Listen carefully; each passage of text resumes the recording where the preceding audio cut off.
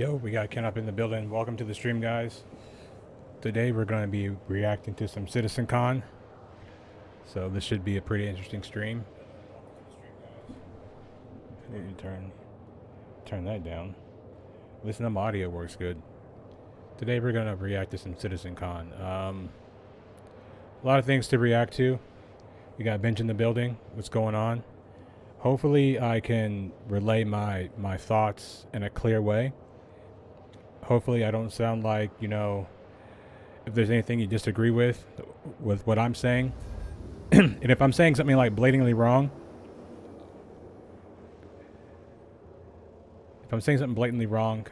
make sure you guys correct me, because like I said, I'm not a Star Citizen expert, but hopefully that I can convey my thoughts in a correct way, in a way that's easy to understand.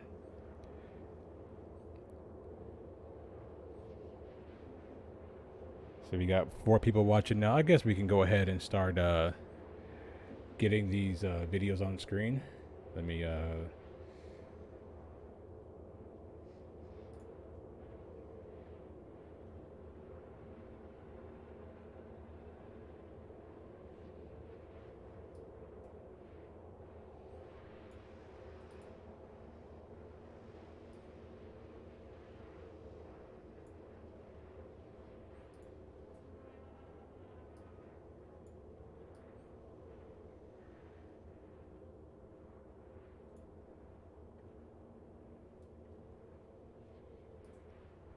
move my windows around real quick. Let's put the game over here. Make it small.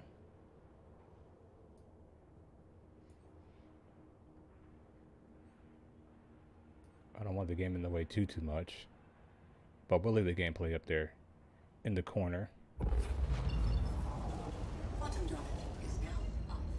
Now, the first thing we're going to be reacting to today, or not really reacting to, but checking out, giving our thoughts on, is the speed changes. Now, that's going to be a hot topic, so let's go ahead and take a look at this.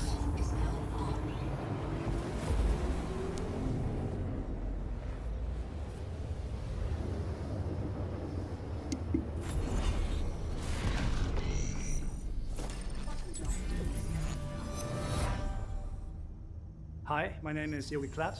I'm a gameplay programmer in the vehicle feature team. I'm here with Rich Towler, David Colson, Jed Talbot, and Johnny Young. And today we're gonna talk to you about the upcoming changes to the flight systems and the combat systems, which are done specifically for Squadron 42, but which will eventually find their way to the Persistent universe.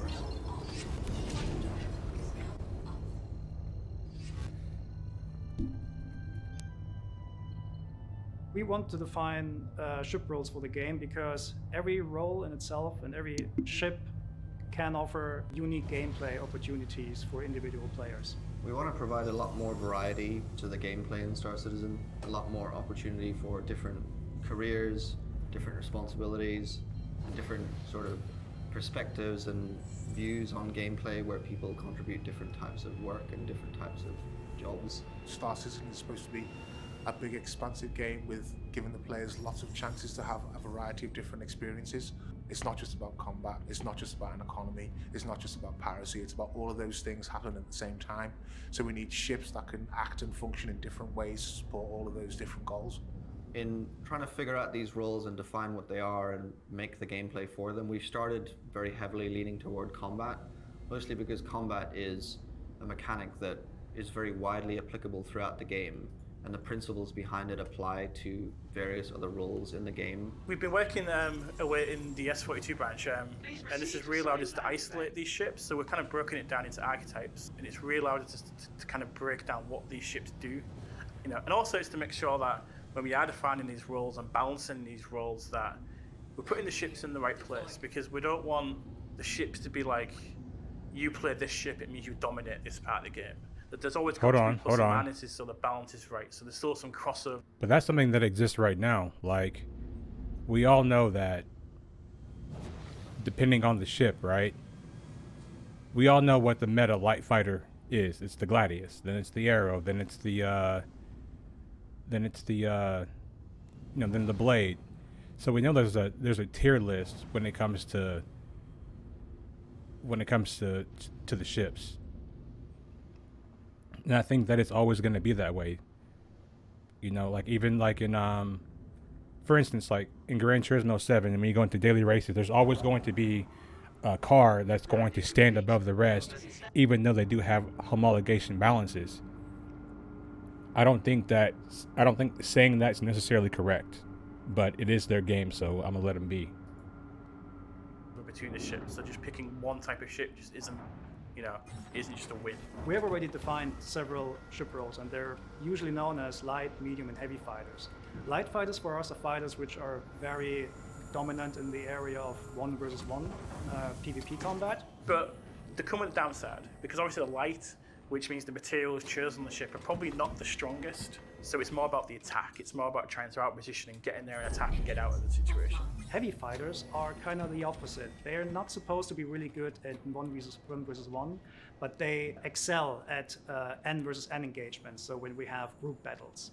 Medium fighters for us, internally we call multi-role fighters, because they have a lot of hard points, so they have a lot of loadout flexibility.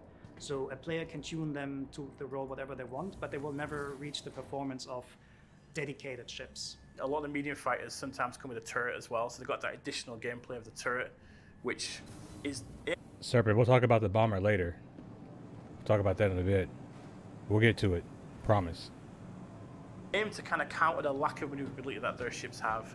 And then additionally to that, we have racing ships, which are basically just really fast at changing the velocity vectors. And interceptors, which we basically just want to go very fast in the forward area, but never reaching really the performance envelope of dedicated dogfighters. Interceptors are designed to kind of catch up to ships and disable them. So they come with kind of advanced kind of hardware on these ships. Bombers, on the other hand, are, they're just slobbing heavy ordnance at larger targets, so you use them to take out bigger ships. But they're not really good at, killing small fighters. And then from smaller ships coming to larger ships like Constellation and up, we want to change the gameplay to be less about positional combat, but more going into the naval. Sorry guys, Creo 1's making my frames go style slow. of combat, where it's important to show the correct shield and fire arcs and timing your shots over long distances. So the purpose of ship roles is to really help players understand what ships should be used and when they should be used. And it's really about delivering on those kind of gameplay. I do like that. I do like defining ship roles, because I think that certain ships need ship roles. They need to be in specific places. So, I mean, this so far is okay. I'm okay with this so far. Promises that we've been talking about, over the past, kind of several years. If every ship is the same, it's not fun. But if we have dedicated ships with dedicated pros and cons. Every ship is not the same, though.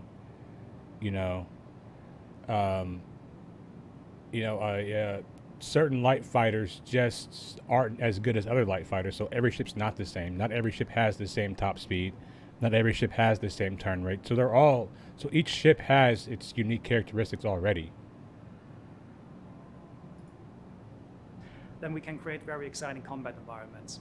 And the biggest challenge we see in order to get that gameplay we want is the current speed that we have in combat. Whose fault is that? Macho, welcome to the stream. Welcome to the stream, everybody who's joined, everybody who's watching. So they said when the speeds are too high.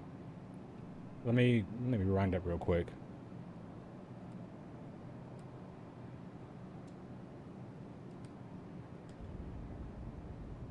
It's a subject we've talked about many, many times in the past, and it's something we've tried many things with. We've tried limiting things at speed. We've tried adjusting handling at speed. We've tried so many things to kind of manage the negative impact of speed on combat.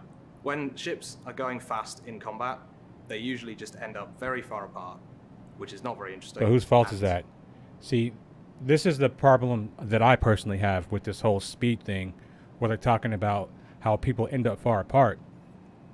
If the game if Star Citizen had an in-game flight combat tutorial system where it tells you how to manage your speed, how to slow down before you turn and things like that, I don't think speed would necessarily be a problem, because in my mind, speed's also a defense mechanism. If I can move my ship faster than you can move your ship, it lets me not be hit as much, you know? So this is where I'm starting to disagree with this particular change. It just devolves into jousting very quickly, which is also not very interesting. The second you create a longer distance between you and the target, Well, you have to know how to, if someone's jousting at you, if someone's traveling at you at, let's just say, 900 meters per second, you shouldn't be traveling at them at 900 meters per second. You have to slow down and then turn to engage them. You know what I mean? But if the game would explain these things to you, you know, they wouldn't have these kind of issues. People often fight scared though, so they fly fast thinking they won't get hit, but they really just flatten out and are easier to hit because they often drift out of range. Exactly. If I see somebody coming at me, like I've learned, you know what I'm saying? I've done that before. So I've learned. So if I see somebody coming at me at a high rate of speed, I slow down and then I just turn on them and shoot them. You know what I'm saying? And if they keep coming at me, I just keep my speed low and turn on them and keep shooting them as they fly by. For me, this is not an issue, right? Where I can see this being an issue at is when you're trying to get those new players into Squadron 42 and they don't know how to control their ships. So in my mind, an effective flight tutorial and combat tutorial in ships would be a perfect way to solve this problem. That's just how I look at it. I know some people like this change, but I'm not a big fan of it because they're making it seem like, you know, people flying at a high rate of speed in combat's a problem, and I just don't think so. I think, especially when you're talking about like dogfighting, having these massive server battles, that you want to be able to move quickly. target, your angular requirements to maneuver to that target are just extremely small. And this is a very obvious math reason why high-speed combat is kind of the opposite of what we want to achieve, meaning meaningful and effective positional maneuvering. We want the combat to be closer and to be more. This sounds to me like they're trying to go for like that World War II style of dogfighting where everything is slow. Quite a few try to fight at 700 meters per second and up. That's over 200 miles, 2,000 miles per hour. Crazy shit. I love the change. But listen, Benj. So there's a channel called CW Lemoyne, and this guy is an actual fighter pilot. And one of the things that he says is, if you're a fighter pilot, the last thing that you really want to be is super close to your target, right? He said if you can effectively like see the guy, if you're locking onto the guy and you can see him, he's like, that's bad. You know what I'm saying? You can go to his channel. I'll try to link it down below later on. But he talks about fighting like that. You know what I mean? But that was the original pitch, having a World War II space combat in space. Yeah, but you see, the thing is, like, at least right now, like, if they do this, they need to up the hull HP in the shields for the ships, in my opinion, because if you're gonna slow everything down, and certain ships only have 2 shields, so you have to pick either you have front and rear or you have side shields. I think with this change, all ships need shields all the way around. Like, we can't have ships without shields, because if we're going to be going slower, we're going to be easier to hit.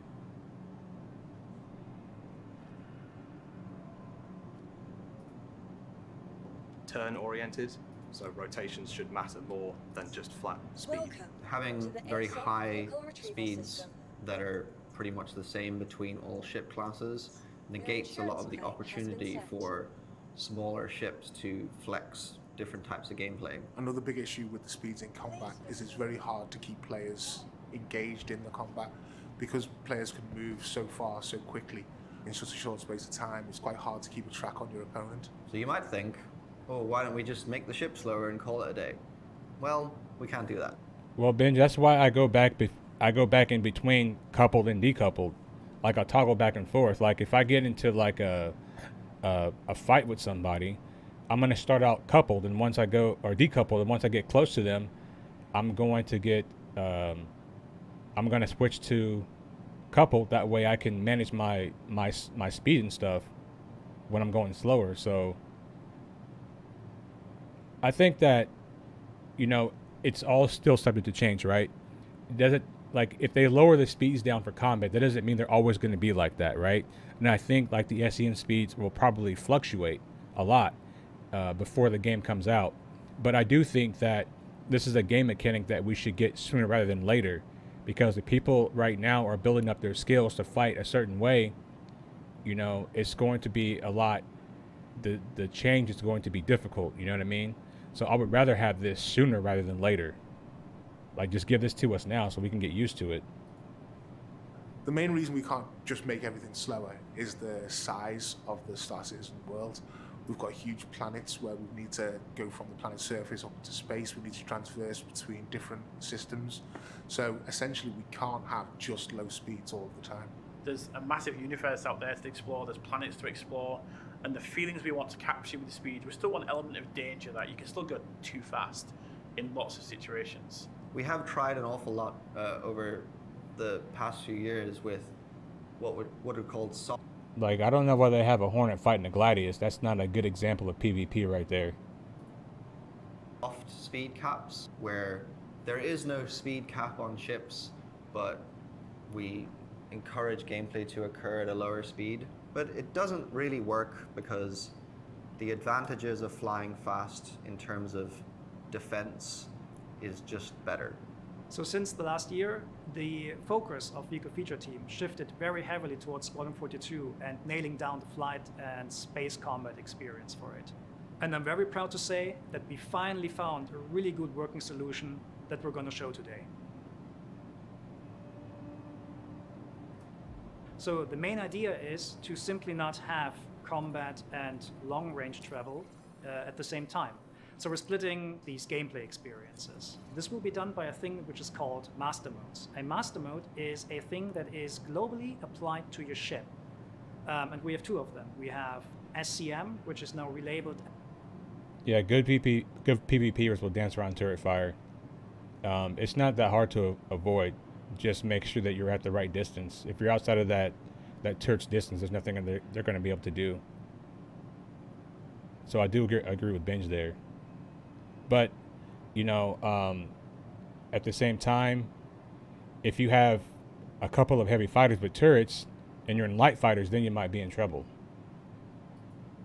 As standard control mode, and QCM or QM for quantum mode. The idea is that between these two modes, we can constrain the speeds in combat and also get all of the maneuvering, like high speed maneuvering and traversal mechanics that we had before, but in these distinct modes that are integrated with lore and integrated with the ship functions, such that there's costs and payoffs for being in each of the two modes. So let's start with standard control mode and what this means. So this is the mode that we intend to be the functional mode of the ship, whether it's combat or mining or any of these kind of core kind of things the ship does. We want the player to do these things in this mode. And what this does is it reduces the speed of the ship, but it also enables the shield to be turned on. And obviously the intent behind this is where you do your combat. It's where the guns are on, the missiles can be armed and fired, and all the kind of operational things the ship does operates within this mode. The speeds that you can reach in SCM are somewhat limited, somewhere between 200 and 300 meters per second, tuning pending.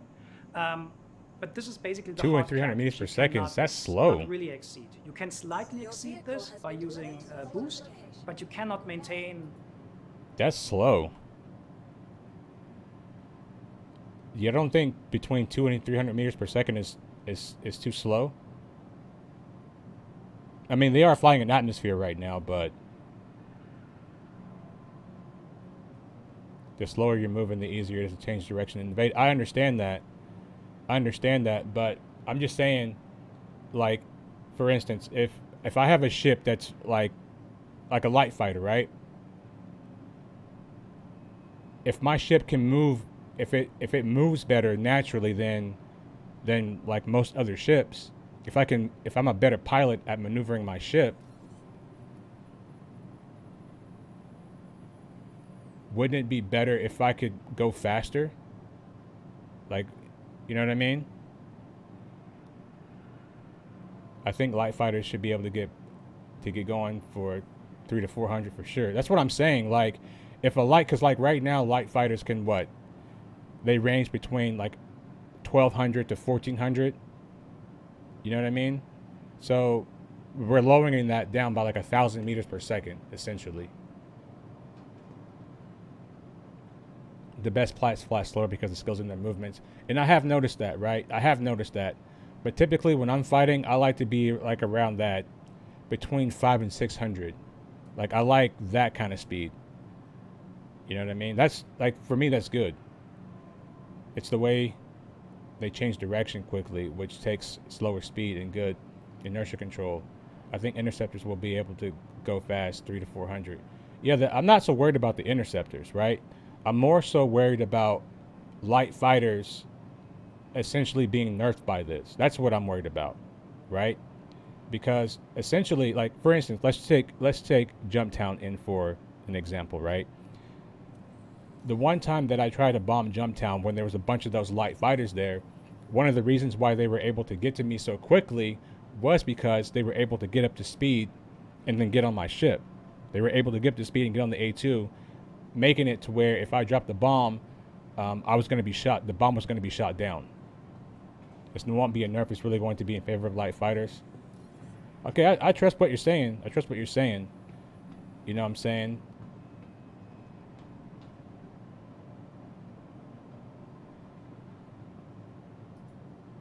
Any velocity beyond that SEM limit for a longer period of time. So we're thinking of this as some kind of energy management system, so you can go a little bit faster with a little bit more accelerations when you need to, but I don't think light fighters are getting nerfed. They are getting their proper job now. I think we'll see. I still think that the SEM speeds are going to fluctuate. I don't think they're going to be stuck at between 200 to 300. And I know they were flying that last clip in atmosphere, so I would expect that, like, it'll be a little bit quicker in space. I just hope we don't have to wait forever. That's what I'm saying. Like, I would rather see this mechanic drop sooner rather than later. Like, if they already kind of have this working in Squadron for Squadron 42, I think that this should be something that's implemented into the game sooner rather than later. Because the longer they wait, I think the worse it's going to be. You know that it is a limited resource, and you should use it carefully. Specifically, the boost space is interesting for space combat because that boost space is not. I just don't like how they're showing this. I just don't like how they're showing these clips like in atmosphere, because most people don't fight all that often in atmosphere. Most people fight in space. You know what I mean? So I would like to see this shown in space, because that's more than likely where most of the combat's going to take place. Not spheric as it was before. You can boost the fastest if you. 2 more years, yeah. Yeah, we'll have it in 2025 at this rate.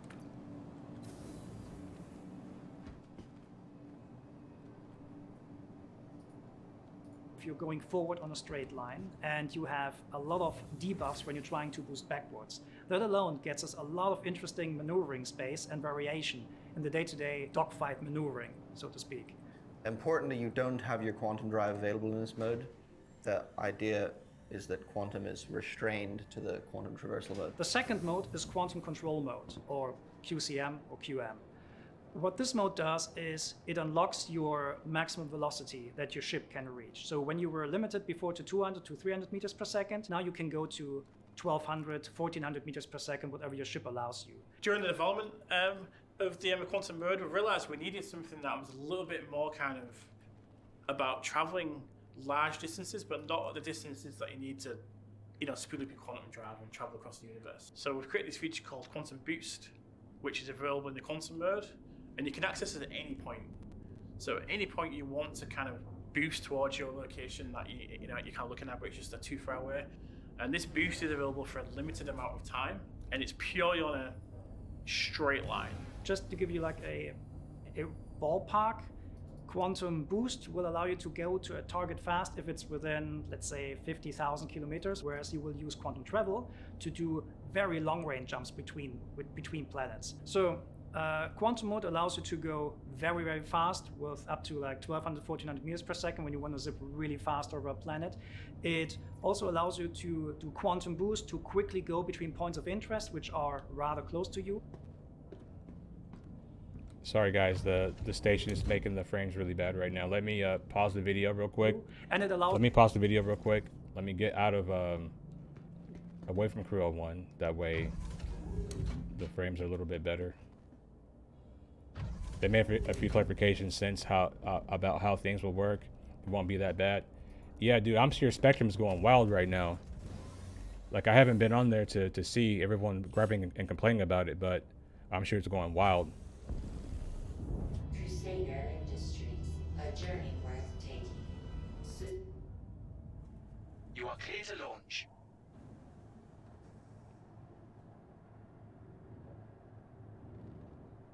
It's a salt mine, right? Spectrum's always going to go wild with everything they change. I could see that. I could see that being the case.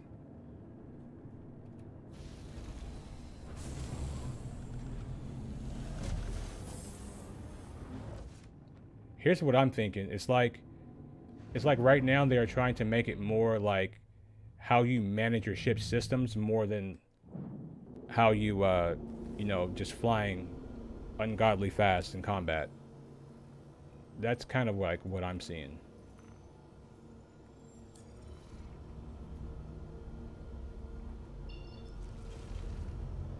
Thank you. So to go to travel long distances between planets and large-scale stellar objects, but it comes at a cost. Your capacitor systems are non-functional because they interfere with the quantum bubble that is allowing you to go fast. You won't have shields. Your shields will collapse right away when you swap into quantum mode. Your weapons will stop working because anything that's firing outwards of your ship will disintegrate the quantum bubble. Your countermeasures won't work, and you will also not be able to use thruster boost. So basically all your capacitor and combat related systems are turned off instantly. When you switch between modes, there'll be a little period of time where everything has to spool up and change. So you will lose your shields during this, you won't have your weapons during this, but you also won't be going fast. So there's a risk-reward element when you need to switch modes. So it's going to be a very kind of conscious choice of what mode you should be in at any particular point. So if you feel under threat of someone that's close by, you're not quite sure what their intention is, maybe switch to standard control mode and be safe. Or you can switch into quantum mode and escape. And this is going to kind of bring in an element of danger and an element of risk. Because going... I don't think this will bring the skill ceiling down. You know, I still think that you're still going to have to be a skilled pilot. You know, I just didn't want them to, how can I say, like make it easier for casual people. That's what I think this is, that's what I think this is for. You know, I think it's going to make it easier to fly. It's going to make it easier to fly for people getting into the game, you know. But I still think, like, hey, you're having a game that has this very intricate combat system. You know, even if the tutorial is so garbage, but people should actually understand like what, you know, what they're doing, what they're getting into. And I guess that's kind of what Squadron 42 will be about. You know, I'm sure they'll have some type of flight tutorials in that. But when it comes to Star Citizen, there's none of that. Like, when I got into my ship for the first time, like, I had to figure it out. You know what I'm saying? And the first time I flew a ship in Star Citizen, I turned off the couplers and, you know, flew into a hangar. You know, it was quite bad and quite hilarious. You know what I mean? So I still think that a lot of this stuff could be mitigated by just explaining how flight works. Grifter, welcome to the stream. We are talking about the ship speeds right now, how they're going to have the SCM and the QCM modes for flying. And I'm not really the biggest fan of this change, but Benj and a couple of other guys have explained it to me a little bit better, and it's not going to be as bad as I originally thought. So, and that's why I like having these live discussions. That way I can be corrected in real time, and that way I'm just not spewing, garbage out into the internet about Star Citizen. I like to be accurate in what I'm saying. Into the two different modes is like a systemic thing within the ship's items. We actually have the opportunity now to define ship roles that can block people from. Benj, what I'm talking about is, like, let's just say, for instance, like, you're doing your bounty hunter trial, right? Like, the game should have, like, okay, this, if you want to be a bounty hunter, like, this is how you go and you fight ships. This is how you go, and this is how you fly an atmosphere. This is decoupled mode. This is, just showing you how your ship works. Escaping, either using devices that suppress the quantum bubble or devices that can effectively interfere with your ability to transfer between the modes. For example, specific ships like interceptors can be tuned such that they have a higher standard control mode speed, so they're able to catch up with people, or for example, make the swap between the modes faster and more efficiently so that they could catch up with you, go into standard control mode and attack you more effectively as per the properties of their ship versus another ship which might not be as good at doing something like that. It's something that's fundamentally changed. Yeah, Radio Raccoon, that's what I was saying. I think it's going to be something they're going to put into Squadron 42 first. Quantum travel complete. Yeah, they could. Just something, it doesn't have to be like too in depth, but just going and telling people, like, this is how the ship functions. This is your flight modes. This is how you do this. This is how you do that. Just very basic. You know what I mean? And then when you get into like doing the combat stuff, they tell you like, hey, you can't fly 1,400 meters per second at somebody in space because you're going to go past them. You're going to hit your target, and then 1 second later, you're going to be 1,400 meters away from them. I think these kind of things should be explained so that people have a more realistic expectation when they get into the game. The gameplay experience for us, and this is working now, and we're playing it every day in the studio. We're refining it, we're tweaking bits here and there, but we're at that stage now where we're tweaking and balancing. And we've got the core features. It could be. They're in the game playable, and the difference it's made on the game for us is it's basically night and day. Because the speeds have been limited in standard control mode, suddenly fights are a lot closer. The accelerations of ships similarly have been retuned a little bit, and their afterburner strength has been retuned a little bit to make it so that you can orbit around ships and have a lot more interesting maneuvering.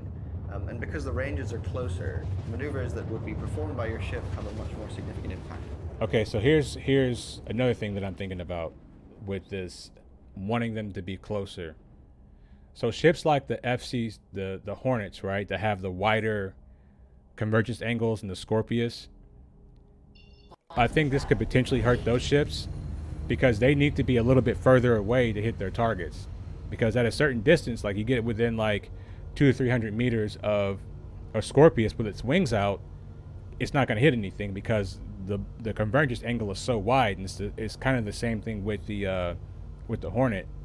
So I hope they do something about that too, because it would pretty much render a Scorpius useless, even if you are doing a fight, a massive server fight. Everyone can just literally just get close to you, and you won't be able to shoot them. Because you're closer. So like when I fly the Scorpius, especially like for PvE stuff, when I have my wings folded out, I'm shooting at like 1,000, like at least a kilometer away. Like I want that distance because I want to make sure like all my shots hit when they converge.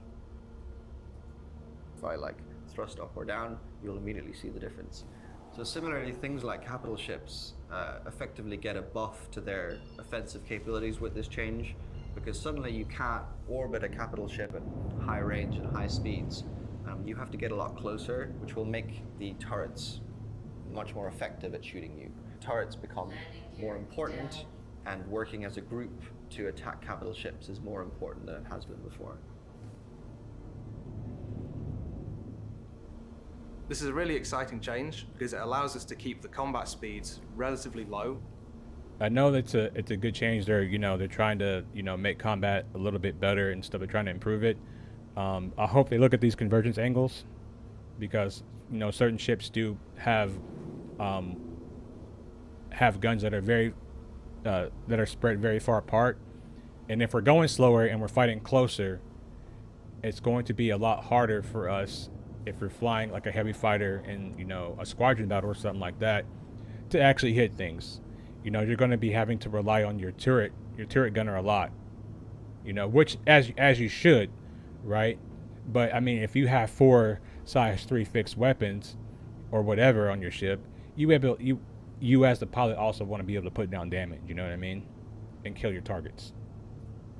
Where we know that the gameplay is better for that, while also keeping the point-to-point travel speeds as high as they should be for PU. Playing with Mastermodes in Squadron 42 has been a lot of fun, simply because it's changed the entire combat experience. Before, you'd find that you were fighting at a huge distance. Now you find that you're in really tight, close combat with the other players. I think the biggest part of this is going to be when we have the larger ships interacting with the smaller ships. Once we can have battles with big capital ships and smaller ships, we'll have brought something to the Star Citizen world that I don't think has come out before, and I think it'll make a massive improvement to the game. Having made these changes to implement master modes and rebalancing all of the ship speeds, we'll finally be able to define ship roles in the way that we've always wanted, and to bring a lot more variety to the gameplay that we haven't had before. So it's been a really long journey here, obviously, because you've been a part of this journey. And we've tried many different things over the time to try and really create the experience we want. But the reality is, from us, it came down to what it always does in STAR-Citizen, which is creating choice for the players. It's about giving players the option, and their choices have consequences. So with Mastermodes, it really helps define the player choice. So they're choosing to do combat, they're choosing to travel from A to B in quantum, they're choosing to QT boost somewhere. Just giving players that freedom within the universe we have is just it's a really magical thing. And let me see what Grifter says right here. They say they are playing with these modes in office. When it's closer to being done, they should put it in the PTU to test it. We can hand it back broken and pregnant. If it isn't good, then it will be good. They show some of it in video, and a Gladys and the Arrow just circling around a Hornet, and the Hornet can turn or roll fast enough to keep it on its nose. Yeah, well that Hornet's still going to be at a disadvantage, no matter what, right? No matter what they do, there's no reason why a Hornet should be able to turn with a Gladius, because they're not the same class of ship. You know what I mean? It's a bigger ship. It should turn slower. You know what I mean? We try many times to control that as designers, to try and get a specific experience at some point, but yeah, probably we always end up coming back to the fact, let's just give the players the choice and let them make the key decisions, and we'll design the balance around that. We finally have it. So if you leave it to my choice, just leave it how it is and teach people how to fly, that's my choice, right? Or you could just simply just make every ship slower, essentially. But I get what they're doing here. I get what they're doing. This is going to lean more heavily into their resource management, their component management. It's going to tie into other gameplay things that they're doing for the ship. For instance, I'm on the A2 right now, and I would have to decide whether it's safe for us to go in to drop bombs with a fully loaded crew, whether I would need to bring some smaller fighter pilots with me so that I can drop my payload, you know what I mean? So I do get what they're trying to do here. I just don't think it's going to work the way they intended at first. It's going to take time for this. It's going to have to get into the hands of the players before we know for sure. Because they're saying one thing, and we know how CIG's been in the past, right? I'm not trying to absolve them of anything they've said or done, and I'm also trying to be somewhat of a realist, and knowing that when we get this in our hands, whether it's in the PU or whatever, it's not going to be perfect. It's probably going to be really, really bad at first, but it's going to be on us to kind of make it work. And I think that, you know, certain people will do enough work to find whatever like ways around it, whatever hacks they can find to you know, to get around those speed problems.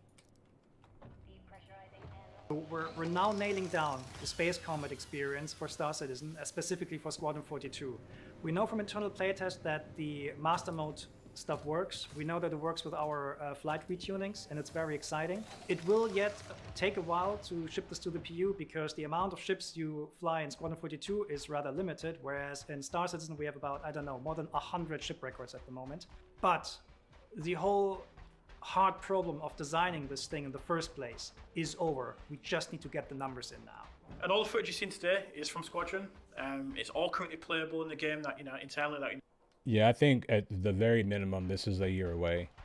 This is going to come with 4 point something, right? Realistically, you would like to see this with 4.0, but it's going to be like 4 point something,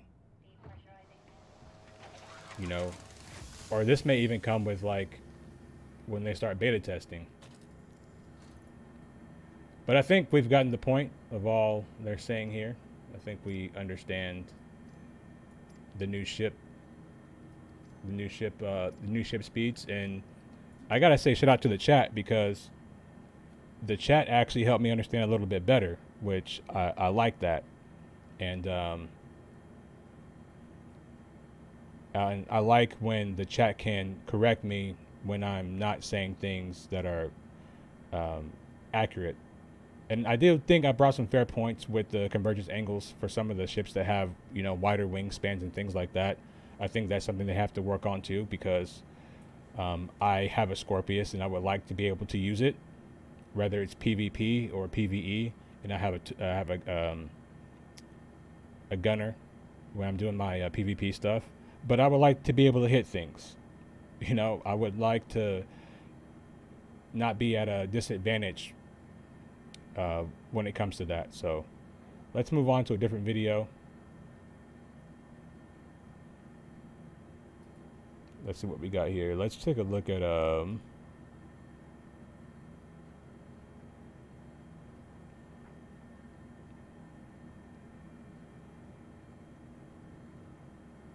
let's take a look at Pyro.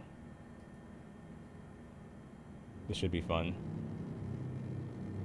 Yeah, I can't wait for beta in 2025 either. Let's go. My name's Max. I'm here on behalf of the Planet Content team today. I'm a senior environment artist and I want to show you some of the cool stuff that we worked on in the last 2 years.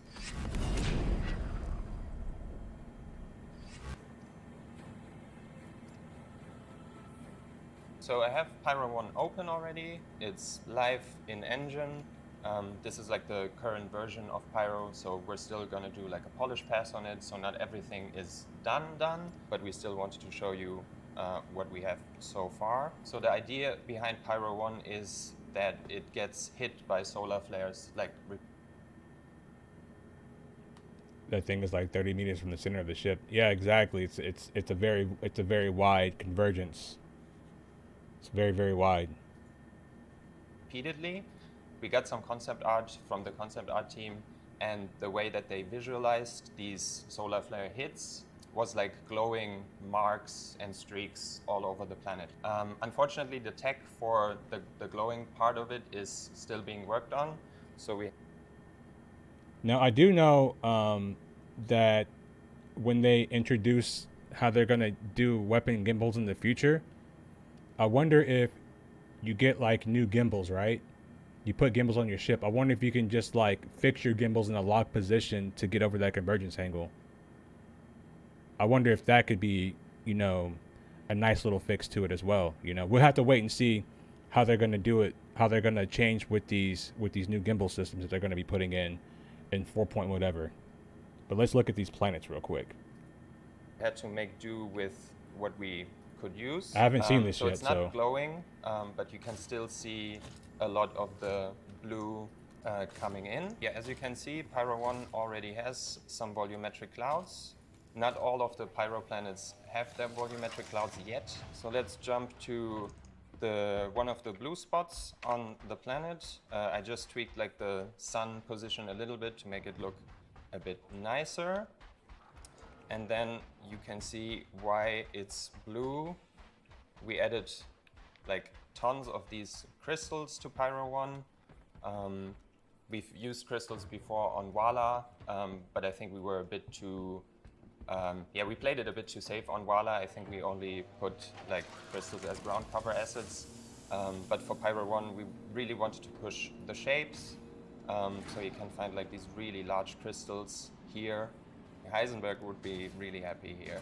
Okay, then another interesting thing to highlight here, plants over there. So what's interesting about those is we made them like 3 or 4 years ago.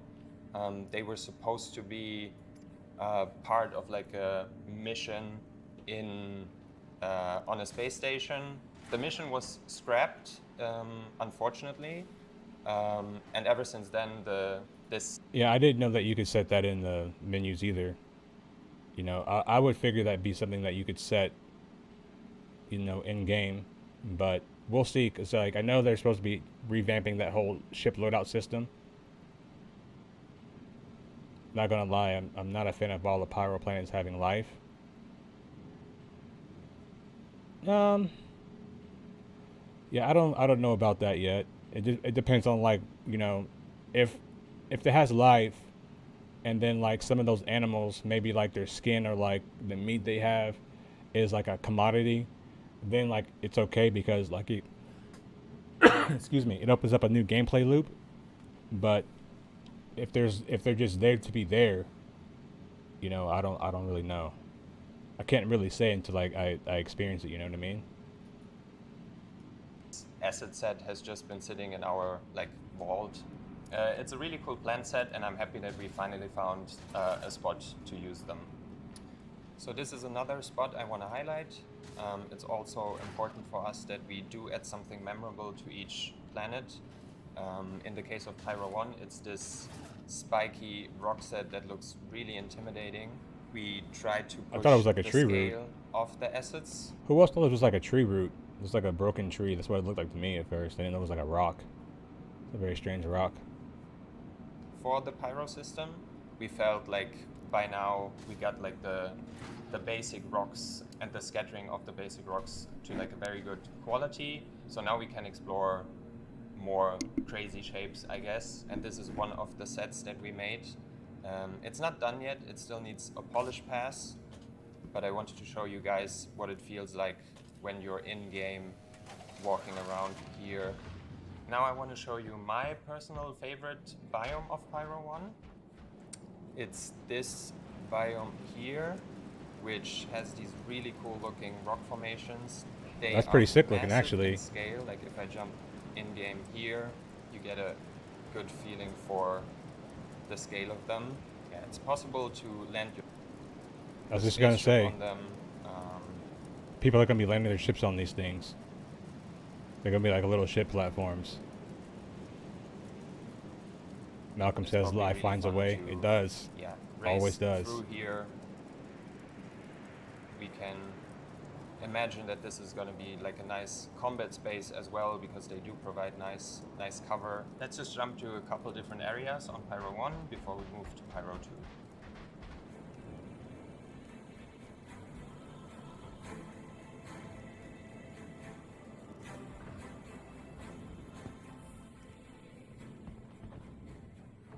Pyro 1 pretty sick so far.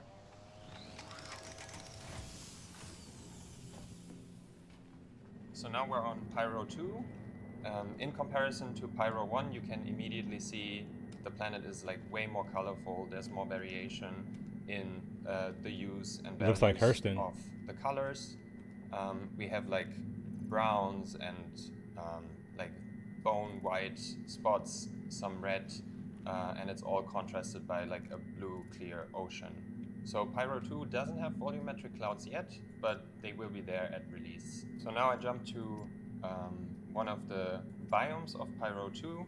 what I want to highlight here Looks like Arizona. the improvements that we made to how acids spawn on the side of mountains.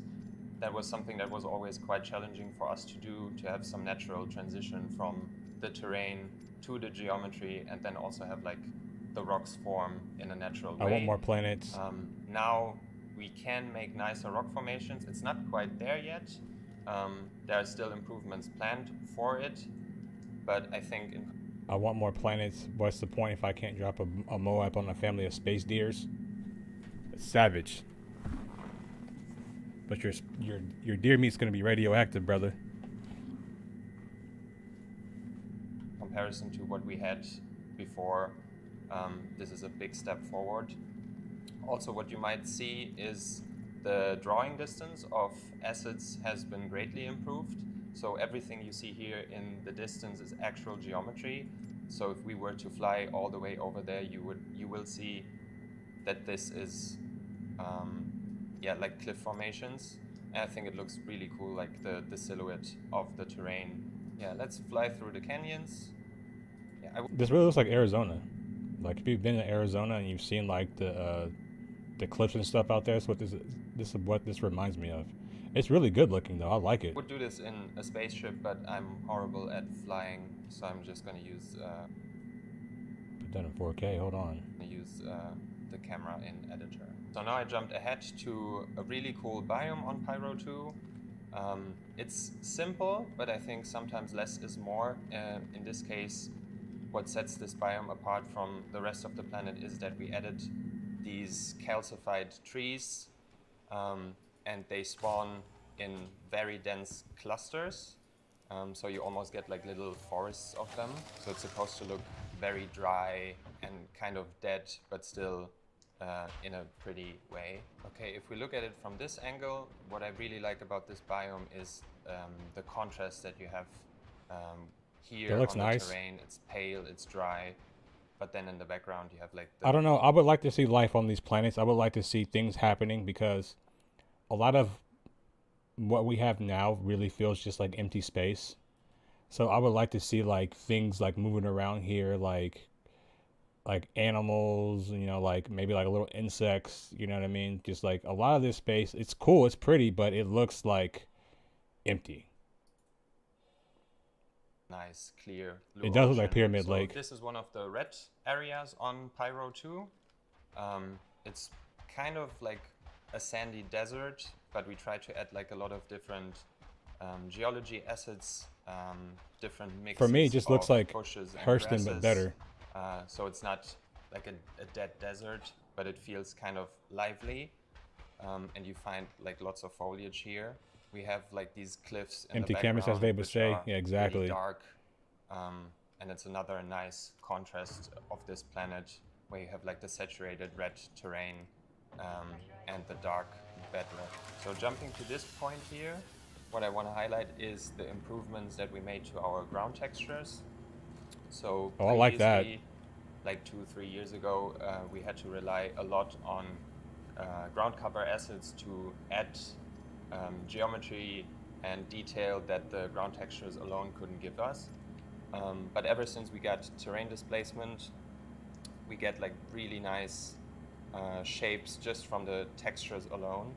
And then if I do like that. That's pretty sick. if you combine it with ground cover assets, yeah, the result is really successful, how things blend together and the amount of detail that you see on the ground. All right, let's check out Pyro 3. So This now one better we're be good. on Pyro 3. You saw some of it during last year's keynote demo, but I want to use the opportunity to give you like an in-depth look at some of the biomes. So last year you saw that like yellow is kind of the accent color of Pyro 3. So from this distance you can see through the volumetric clouds like a lot of the yellow coming through. We talked about what's making it look yellow, which is the moss, and I want to like jump down to the planet surface and show you the amount of detail that you will see when going up close to the moss. So we're down at the surface now. I'm just gonna jump in game. A lot of time and effort was Oh, that's- spent on making That's amazing. the moss look just right. So like the right level of fluffiness and density. So it looks really nice when it like covers these rocks. That looks really and then nice. we also have like lots of smaller moss on the ground. We combine it with like yellow grass, and it makes for like a really interesting biome. Ton, So welcome. it was really important for us to make this biome look really dense. I like it. So we pushed the amount of acids that we're using. So it's basically completely covered in foliage. Compared to Person, for example, which Person and Microtech, which are probably our densest planets when it comes to foliage, this is way denser. You get a space The mower. good thing is that we don't have any trees here, so all the budget we can use on ground cover, on grass. Now we jump to a Pyro Coast biome. The improvements we got to the coast biomes is that we can now use OPR override for every single biome. Previously, we could only use one global override per planet, which, as This you is can pretty imagine, sick. is not enough when you have something like Stanton 4, where you have snowy regions and spruce tree regions, and one object preset just can't cover every coast. We added these Should be. coral. Should be. That's this the. or- like It should be in 4.0 Macho. It should be. Will it be though? You know. I could really see like certain parts of Pyro coming in like later patches. You know. coral geology set to have some of the yellow also along the coast. So you see here, we always have like a little bit of yellow coming through, and eventually it transitions into the nice mossy areas. Previously, when we made coast object presets, we played it a bit safe and only used 1 or 2 asset sets. But due to the fact that we can now push the density along the coast as well, you can find different kinds of coral, seaweed, different pebbles and rocks and other stuff. Now I jump to one of the volcanic regions on Pyro 3. You might not expect to find vegetation here, but we did add a little bit of vegetation to this region to make it a bit more interesting. What I want to highlight here is the quality bar that we set for ourselves when it comes to improving the look of our vegetation. So this is one of my favorite new vegetation sets that we created. You can see the amount of detail on display here. We have like nice little flowers and these like knots or whatever, like pods. And it's just like a really cool asset set. So when flying over the volcanic regions, you will find pockets of these scattered all around, just to make the area like a little bit more lively. Before we move on, let's jump around to a couple more places. Guys, listen. I know we're saying it should be in 4.0, but I'm not going to be one of the guys holding my breath for it. I'm not holding my breath for it. If it's there, cool. If it's not, cool. You know, I'm still going to play 4.0 when it comes out. Grifter, thanks for stopping by, man. We appreciate it. And they are going to have to update all the moons and stuff on pretty much every system.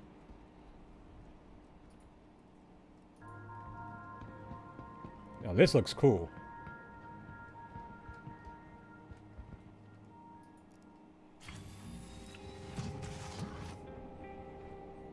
Now we're on Pyro 4, which is my personal favorite of the Pyro system. Yeah, just full disclosure, you can probably tell that the clouds here are not done yet. They do look a bit busted, but yeah, they will look amazing once the planet comes out. So let's focus on the terrain shapes. We created some of these terrain shapes special for Pyro 4 because it's loosely inspired by like Scottish highlands. So there's not a lot of like verticality. Not a lot of trees, so everything is kind of coming from the terrain and from the smaller assets that we scatter on the terrain geometry. So jumping in game, and then you can see I like the this. amount of ground cover assets on display. Pyro 4 might be my favorite too. This looks more like an actual livable planet. So I would expect to see, because of how it looks, like I can see like trees over here in the background and stuff, like how it looks, I would expect there to be a lot of outposts that people make on Pyro 4. I'm just saying. The variation in color, but it's all grounded by like the color of the soil, and it just looks like we have multiple new vegetation sets on display here. So first of all, we have this bush set here, which is called, I think it's called a fire stalk, which, yeah, it's kind of like a modified version of the real world thing. They add like a little bit of color to the area and make things pop. I like Then this. we have these ones here. I forgot the name of the asset set. Yeah, they also look I like quite these too. This saturated, is nice. and interesting. We also try to improve the quality of our tree sets.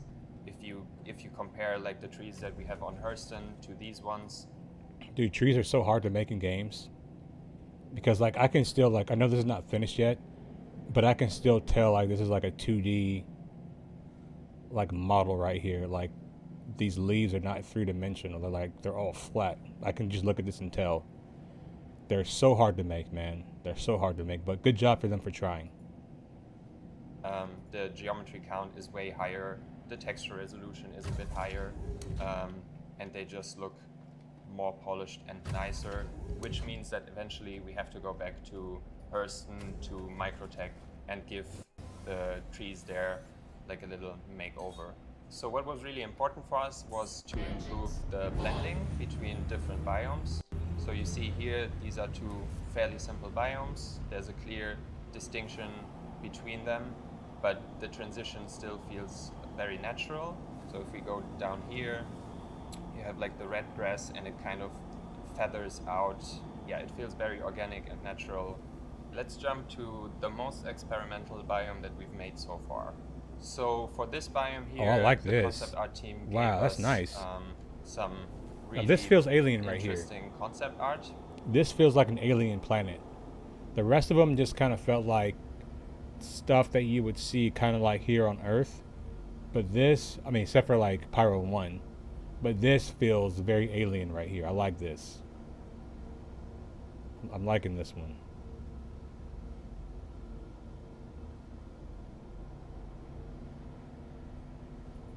Because this is easily some of the biggest rock formations that we have in the game so far. Actually, let me try to fly a ship so you can see the scale of them. So they're Oh wow, they're pretty massive big. in scale. And what was the hardest part about getting these? So let me rewind here. Couple when he first gets the Scale. ship. Of them. So they're See, I can see like people having like a racetrack through these half circle rock formations, having like a racetrack through this. This is going to be pretty cool. massive in scale. And what was the hardest part about getting these to look right is that they're supposed to look really good from a distance, because you would expect something this big to be visible almost from space. But then the tricky thing is also to make them look good when you're standing up close to them. Let me jump in game so you see how big these rocks actually are. So they are massive in scale. You can probably land your spaceship on them and walk on them. Yeah, this looks they cool. make you feel like really small. But I think it's a really good visual that you have these like dark gray rocks against The contrast of this is very nice. I like the contrast with the gray and the red. This feels very alien. This feels like, okay, we're in a different like place. Like this feels good. I like this. the crimson of the soil and the grass. So here's a little happy accident where we have the volumetric clouds covering the terrain, and because the height map, the difference in height is so large, we actually get like shapes of the terrain poking out of the volumetric clouds. I like that. Yeah, you can probably spot some of the tiling issues that we have here, which is something that we still need to look at. But like I said before, this is still work in progress, so it's gonna I like the change. mist effect too. Because I mentioned biome diversity along the coasts before, I just wanted to highlight what one of the coast biomes on Pyro 4 looks like. So this one is kind of this wet sand. We scattered some of the seaweed, some of these lava plates, and some of these pebbles. And then we also get like nice seaweed moving with the waves of the ocean. One interesting thing on Pyro 4 is that we have a massive crater region. On other planets we have individual craters which are a whole height map, or like 3-4 smaller craters on one height map. Oh, this is But sick. Oh, this is sick. I like this. This is going to be a good little target for my A2 to drop some bombs in there and see what it's like. There's actually multiple height maps forming one large crater, and you can see it all the way out in space. Like this whole region is one big crater, so it's a mix of like the global displacement texture and then the height maps of the ecosystems spawning on top, plus the volumetric clouds make it look really epic here. Now we've flown down to the surface of the crater. We wanted this to feel very spooky and grim and kind of dark, so we have these dark fantasy forest looking trees, which look kind of creepy.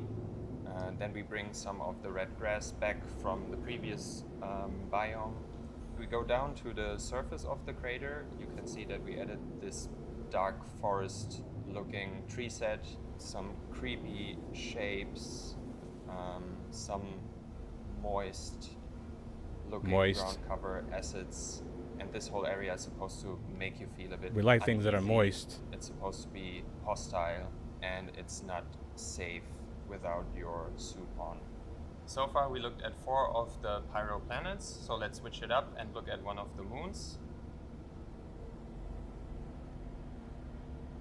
This one is Pyro 5C. Similar to Pyro 4, you can see that it has a landmark that you can see from space. In this case, it's not a crater, but it's like a long streak of slick obsidian. So let's fly down to the surface of the streak and have a look what it looks like from up close. Again, we start with like the global height map where there's like a little bit of a bump up, and then it goes down to form the crack, and then we scatter This is pretty sick, I'm not gonna lie. Height maps on top to get the look that we want. So if we go down here, you can see we start with like flatland shapes, some smaller craters, and then it transitions into like these quite spiky looking mountain formations. And then down here they feather into like these longer ridges of bedrock before it becomes smooth down here.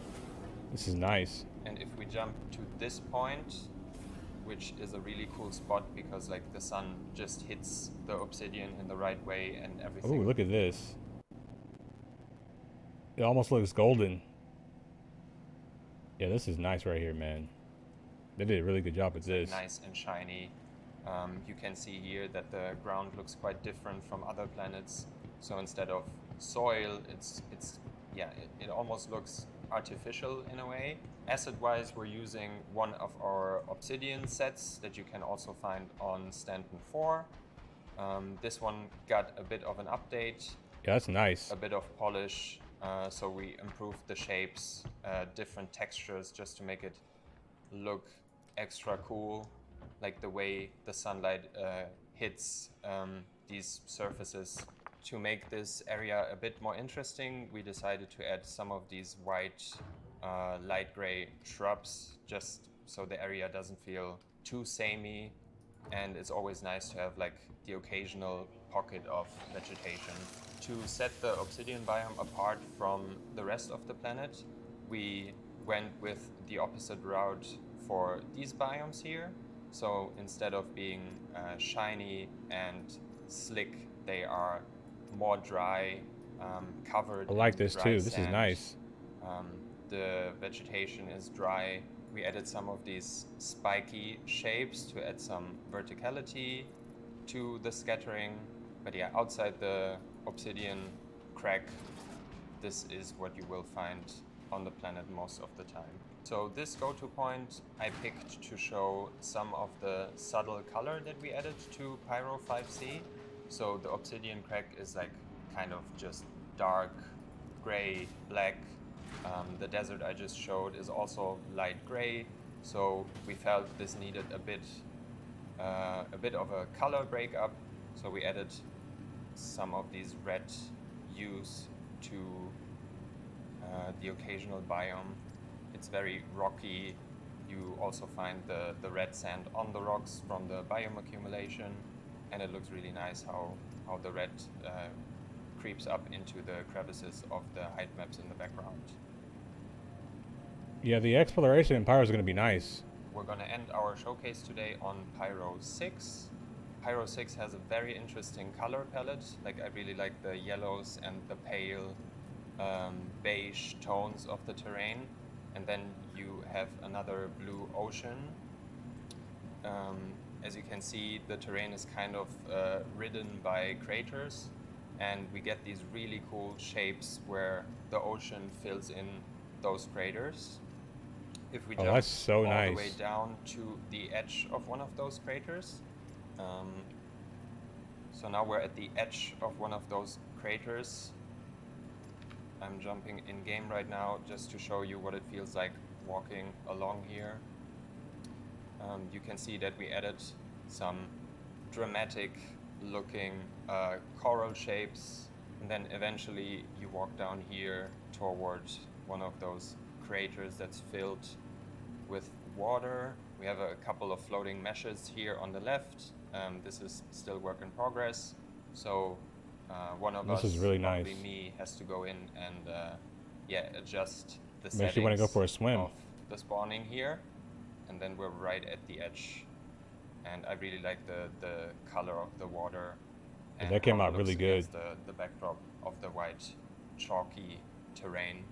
Then over here, They still have to do some stuff. Let me just go back. and I really like the color of If you look at the edge right here, when the water comes up to the, I guess up to the shoreline or whatever, there should be like little dark spots where the sand or the grass, whatever this is wet. It should be like that, but I'm sure they're going to add that in later. But other than that, this looks phenomenal. the water and how it looks against the backdrop of the white chalky terrain. Then over here, I want to introduce you to our human scale ref mesh. His name is Rüdiger, and he's super helpful when we set up object presets, because you can immediately see how the scale of assets feel. Hold on, we're not talking about something real quick. Let me rerun this. Can we look at this night sky over here? And he's super helpful when we set Can we up look at this? object presets. I want to see more of that. That looks amazing. How the scale of assets feel when you have him in situation, like he adds context to the scene. He spawns every time that object preset spawns, and yeah, he helps us find the right values when it comes to the scale of our assets. In general, this biome here is another good example. All I can imagine is every piece of these locations getting attached to our suits. Yeah, I can see that too. Keep watching, then we'll make a thing out of the skybox. Yeah, I need to see the sky. Of That looks how amazing. our ground textures work together with the assets that we put on top. So the transition is really nice from this ground texture to this one. And then we have like the same rock set on both of them. And it makes for like a nice amount of detail on the ground. Then occasionally we spawn some of these spider looking ground cover meshes. So this spot here is really nice because you get like the particles, the monochromatic terrain, the assets, and it's all against the backdrop of the skybox of the Pyro system, which is red. Yeah, I like that. Then we get like some really cool looking sunbeams coming through the volumetric clouds here. And then if I turn the sun and we make this dark and I jump in game, you can see how drastically the skybox impacts the lighting. That looks fucking cool. When you're on the dark side of the planet, and the skybox is just, yeah, it looks really good. So this is the skybox for the entire Pyro system. So you will see it on every single Pyro. I'm gonna need to get a hard drive just for screenshots when Pyro comes out, because it's gonna be screenshot after screenshot after screenshot. You know what I mean? That's fucking wild. That looks so good.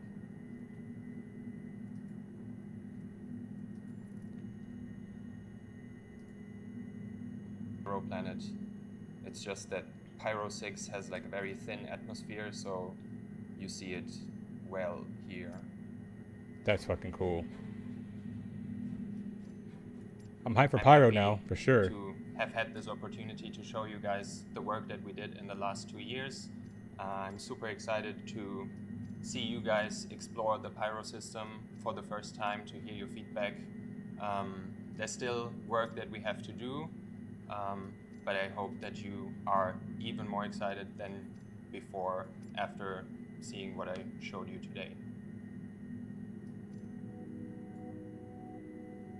Yeah, Pyro's gonna be crazy. Screenshot Citizen. Yeah, this game's gonna be a screenshot simulator for real, if I'm gonna be honest.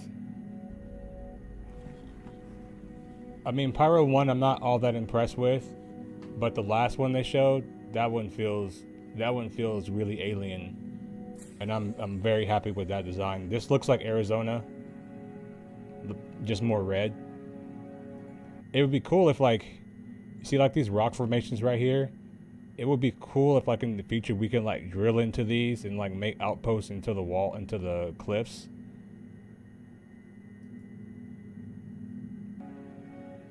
Tiberium and Pyro Kane lives. Yes, sir.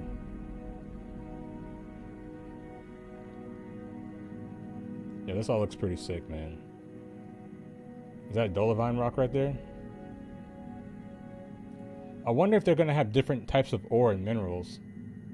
They would have to, right?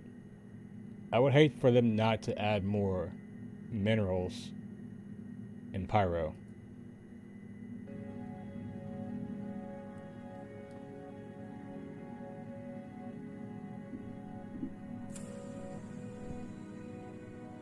That looks nice.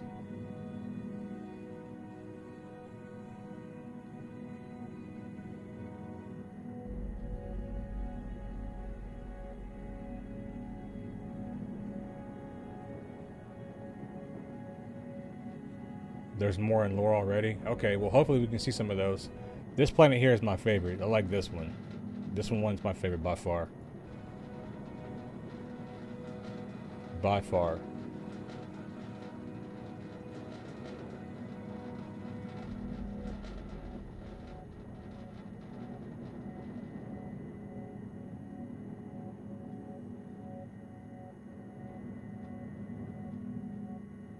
Oh, this looks amazing.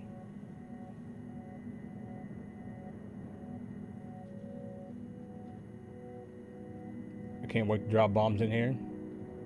It's gonna be a fun video.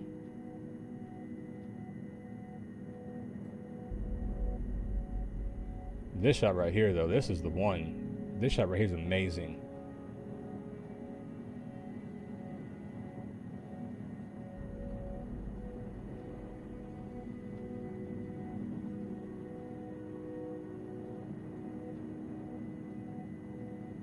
I wonder if, like, it has water, right? Like, what if you can just come here and, like, just take the water? You know what I mean? You have, like, water tanks on your ship. You can just come here and just take it.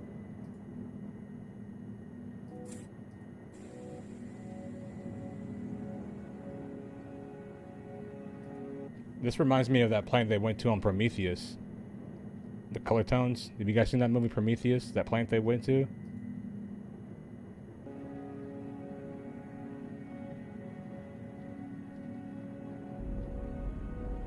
This shot right here, though. This is sick.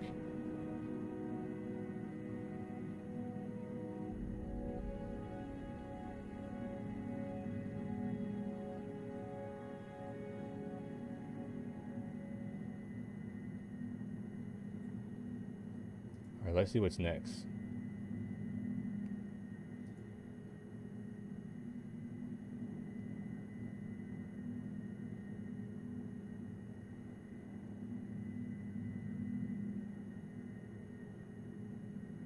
Let's talk about the design brief, maybe? It's a short one.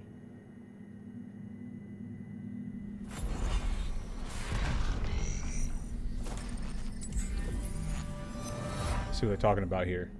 Hi, my name's Elliot Maltby. I'm a principal systems designer. I work with Luke Presley on the mission feature team. I'm here today to talk about one of the new mission types we're prototyping.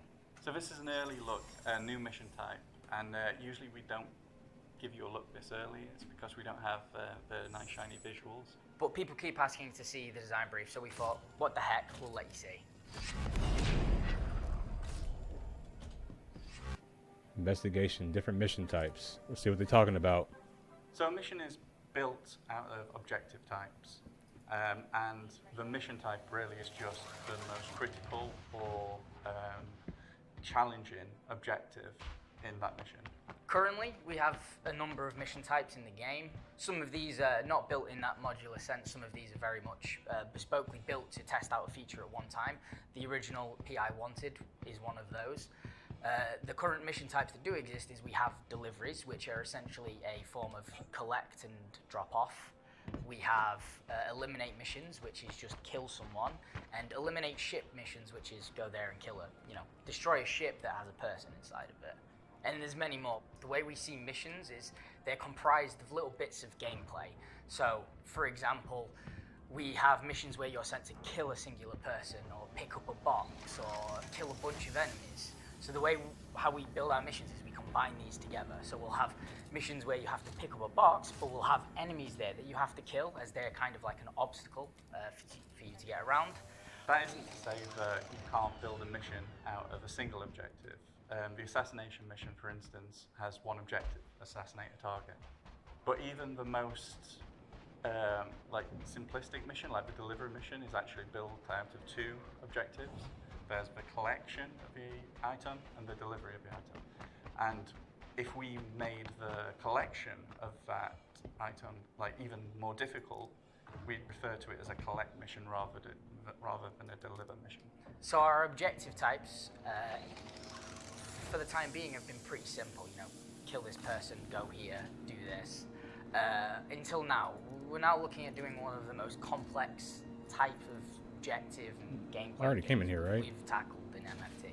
With that said, we're working on a new mission type, and that's investigation.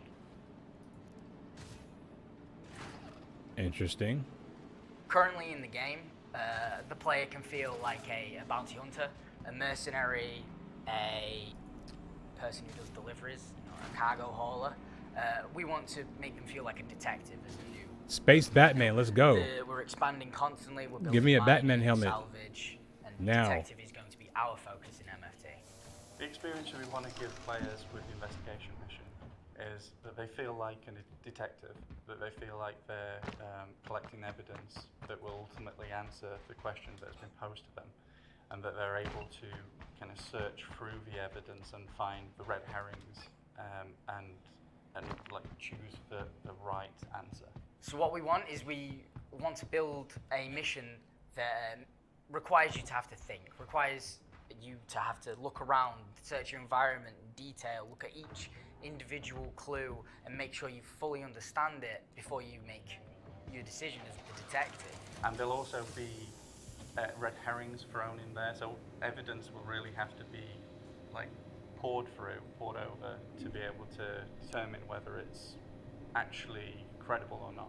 We also wanted to create narratives around our locations that we haven't done before, really dig into why has this derelict become a derelict? Or why have all the ship's crew come to be dead? Or why has this cargo gone missing? At the Sounds core of this interesting. mission, we're really asking the player to use their brain rather than their gun or their ship.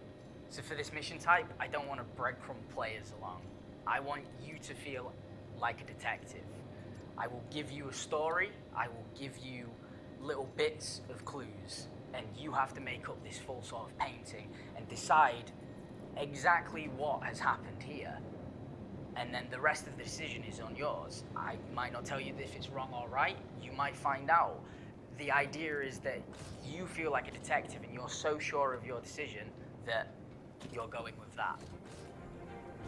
So basically, they're making a fuck around and find out type of mission. I like it. I like it so far. So the next stage in this whole process is building a pitch. You know, we have to come up with our ideas, how we want it to work, and then we have to present it to CR, Tony, and Todd, and make sure they're all happy with it and all of our visions are aligned. So when we're building the pitch, we start off by going over the ideal experience we want for the player. We start off with the most advanced things, all the gameplay mechanics we could dream of to bring this sort of role to life as a detective. And then we have to start looking at stripping it back to see when we can release it, what's the minimum viable product for this experience. And in the case of the investigation mission, we came up with two. So the first pitch is extremely simple, and it revolves around being able to find a definite answer, like something that is undisputable.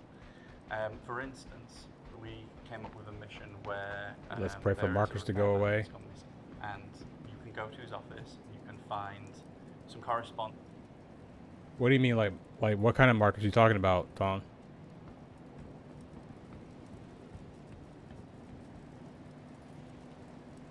That will lead you to another place, which will have his like work itinerary on there, and they're all crossed off until one.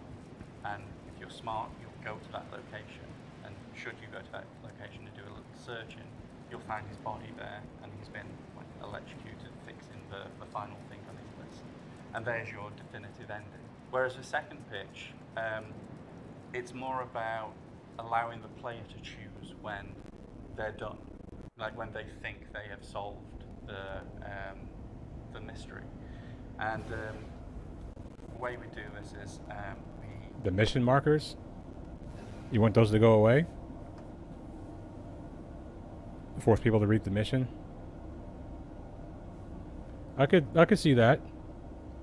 Yeah, a lot of times, like, I don't even really read what I need to do unless I'm doing like box missions. That's the only time I really read like what I actually have to do. But if it's just like, hey, I'm going to here to shoot some people, then what do I need to know?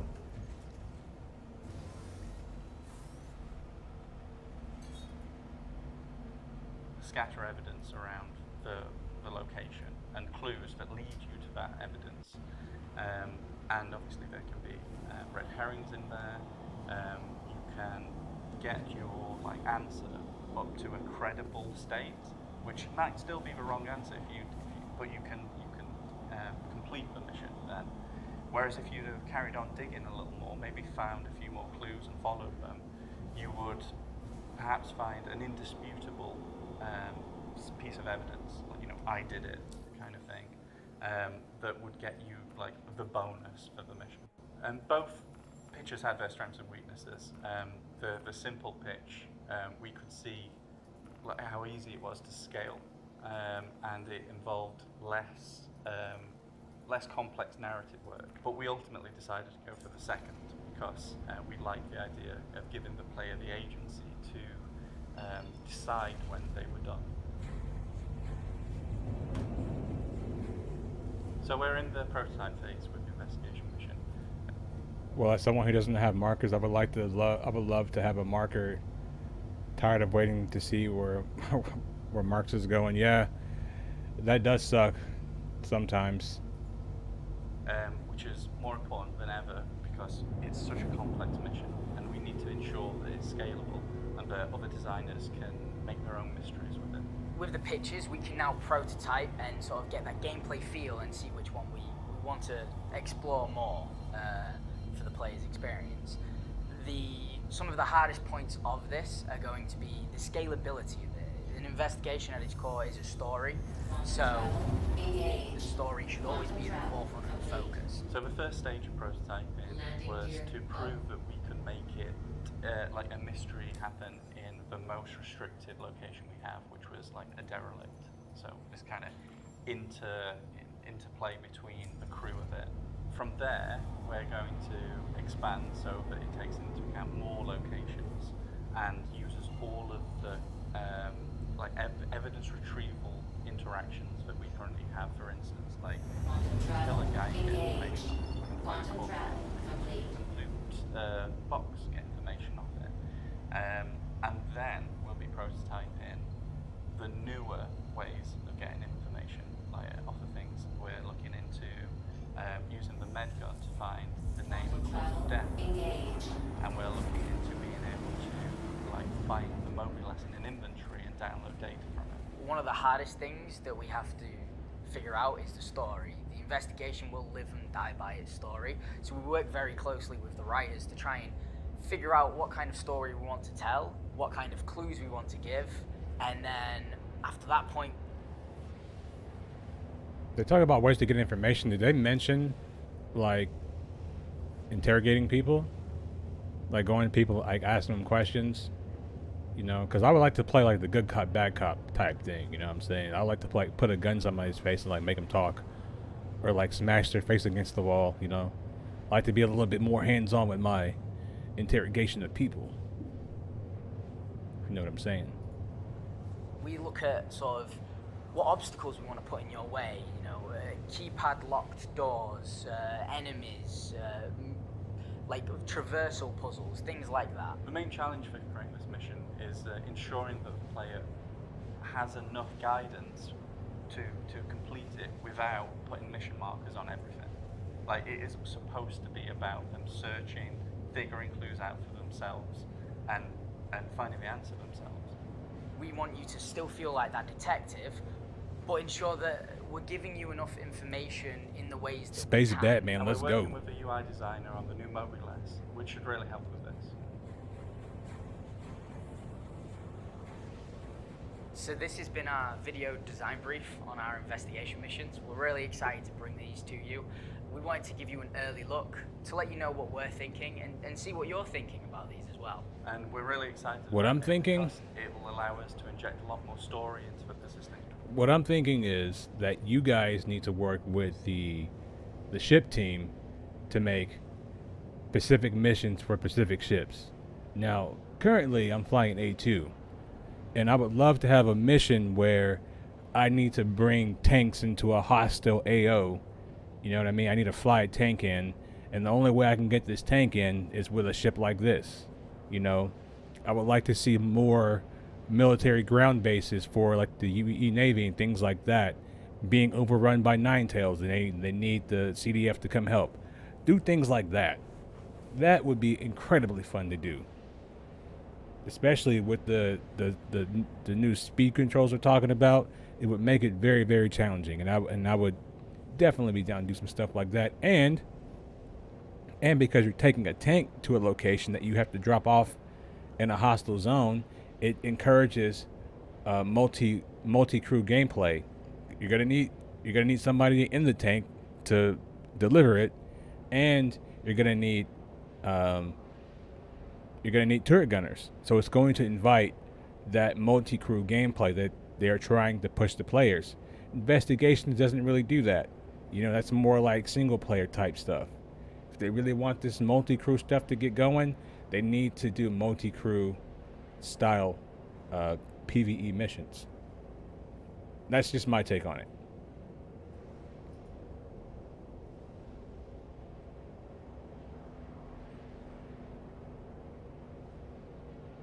Let's see.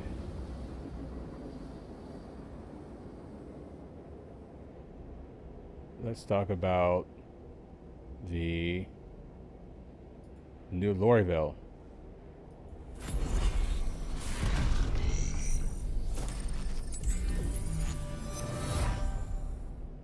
Hello, my name's Ian Leyland and I'm the art director for STAR-LLVH, and today we're going to talk about an internal initiative called Lorville 2.0. Now with Lorville, and specifically the Lorville cityscape, it was probably the first major landing zone we'd ever had to do. It was the first time we put a landing zone on a planet. We had the player fly there with minimal restrictions, although it did have that really big no-fly zone. But when we did subsequent landing zones, we built up a bit more of a knowledge base and experience base about how. Since I run a PMC organization, that would be a dream run for me. Yeah, I mean, we need to if they really want the multi crew and the multi-role gameplay, they need to introduce missions that invite that force you into that kind of role. You know what I mean? If you're just having missions where you can just solo through it, you know, that's not going to be what their end goal is.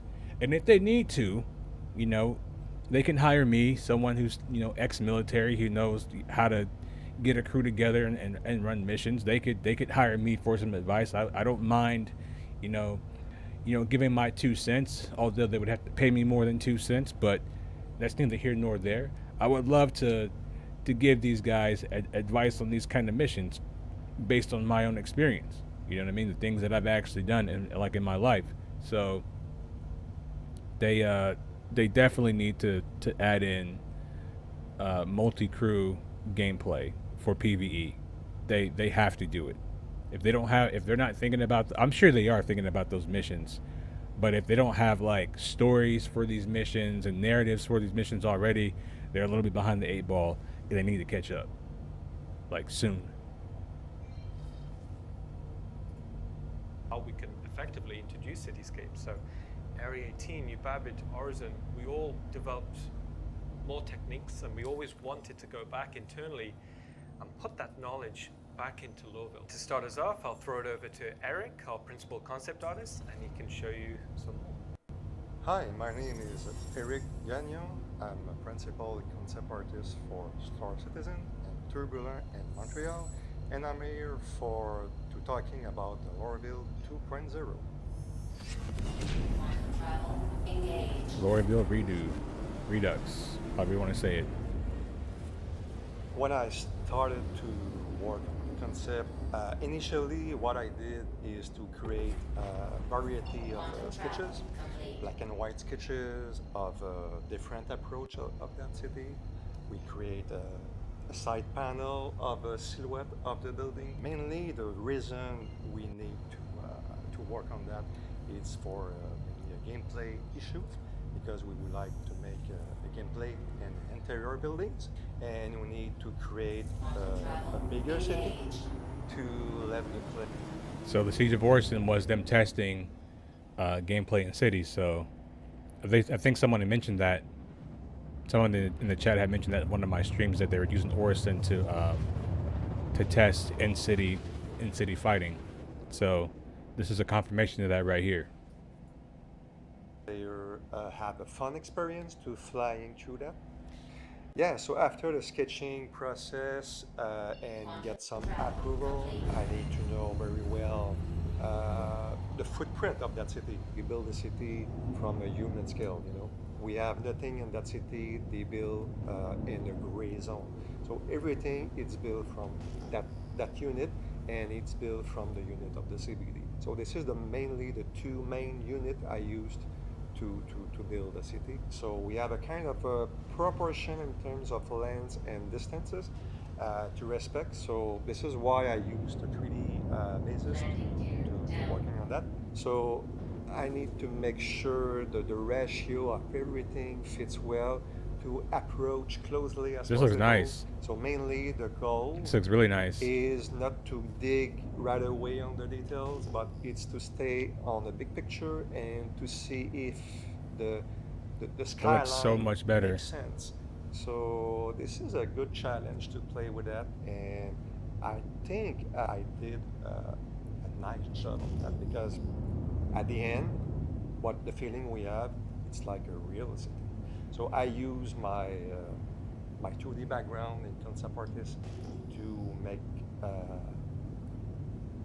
the best as possible concept art with all the techniques inside of it, 3D, paint over, sketching, painting, and at the end, I was needed to create a very speechless concept to sell. This looks really good. To the people involved in that, and they make sure they believe on that project, and they could say, well, okay, now we are a Lorville 2.0, and we're ready to moving on that. Thanks, Eric. There's some beautiful image there, and we had a lot of fun internally developing that cityscape. Now, we're not just in concept development. We've actually just passed our white box milestone internally, so we're going to jump over to Max, and he's going to show you where we're at. Bonjour, mon nom est Maxime Guindon. Je suis chef environnement artiste sur le projet Star Citizen. Mon mandat en ce moment est Lorville 2.0. Premièrement, je voudrais dire bonjour à la communauté francophone de Star Citizen, à toute la communauté en fait. Ce que vous faites, ce que vous partagez m'inspire énormément dans mon travail.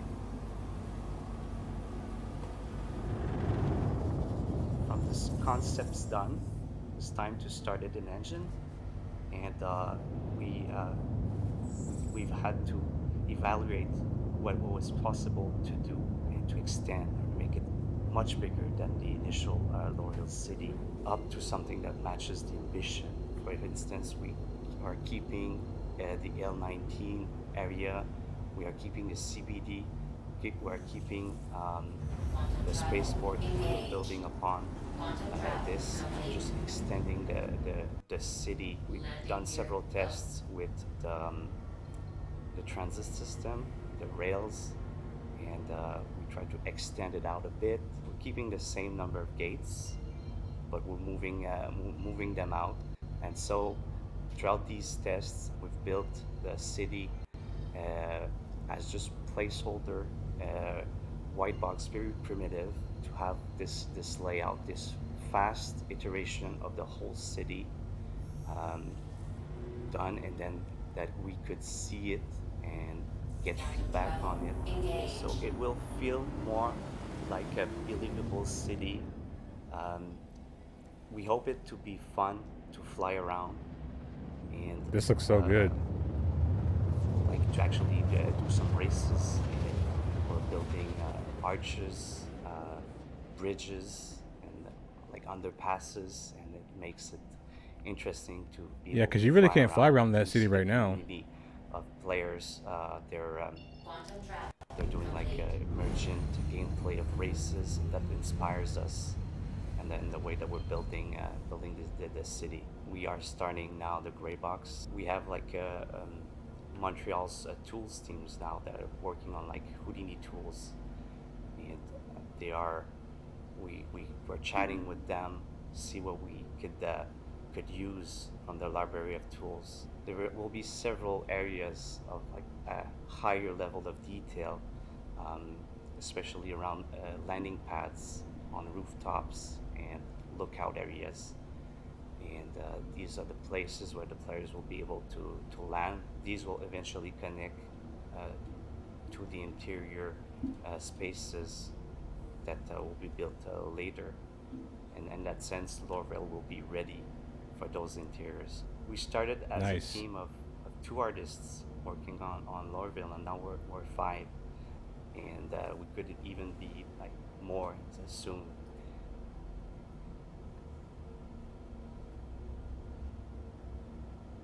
Man wants me to believe this city while I'm having issues believing he's a real human.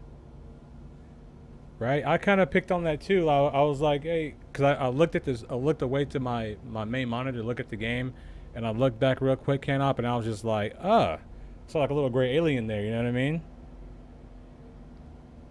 How come they call it gray box? Because it's literally gray box. I mean, there's no like a real detail to it. Like nothing's finished yet. Because he's French. Oh my God, you guys are roasting this dude right now. Gray box is now a French word. We have decided it's signed into law.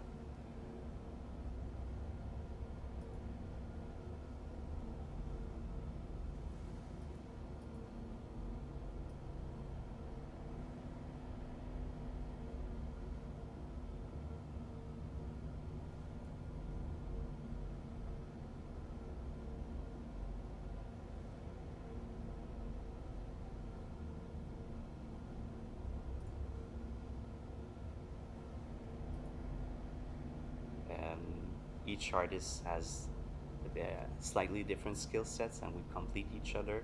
They bring ideas. I let them bring ideas to the table on how to advance what we're doing, make it kick-ass. That's really important. So I hope you'll like what you see, and we can't wait to show you more. I'm happy about the opportunity of working on this mandate, because it's gonna make such a huge difference. Thanks, Max. That's looking great, and hopefully you guys can kind of see, even in a white boxing format, we're seeing really good scale reads and understanding about how we can make the cityscape of Lowville probably one of our best yet. And we'll be showing more soon. Thanks for letting us showcase that for you today. Enjoy the rest of the show.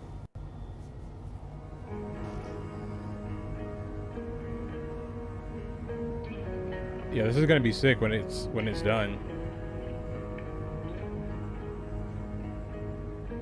That looks much better.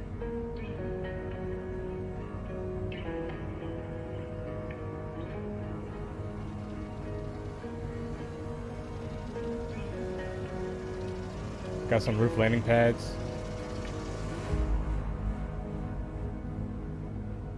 Yeah, this looks dope. I like this. Now the real question is when they redo Lorville, is the guy in the ship store gonna have that deep ass voice still? That's all I care about. Don't take my deep voice guy away. He serenades me while I buy ships, makes me spend more money. So make sure you keep him employed in Lorville.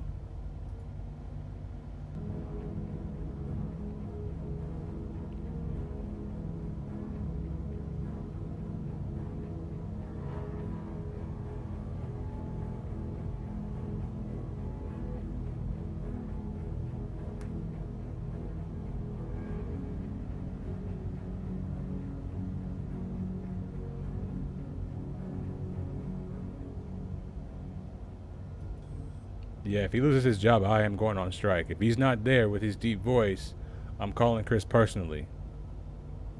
He has the best voice in the game and you fire him. We can't deal with that. Let's try to take a short one real quick. The new let's go here. Maybe? Outlaw Lifestyle. It's a very short video.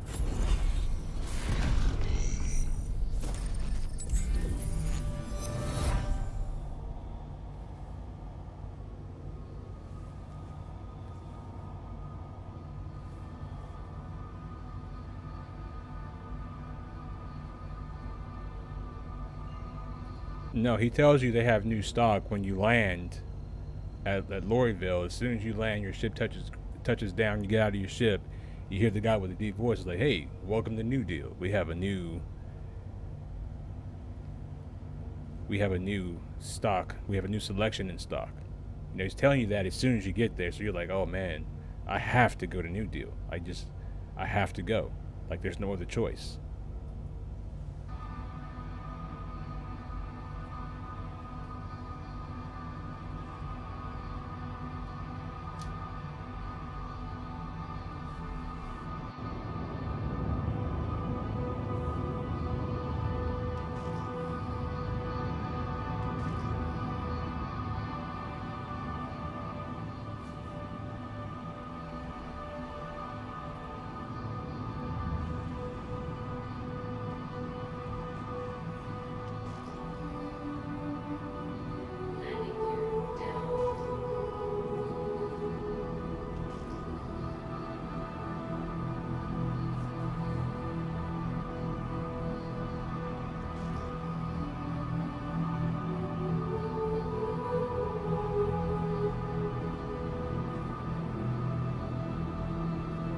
Yeah, instead of them telling me that my landing was successful, just let me know what's a New Deal.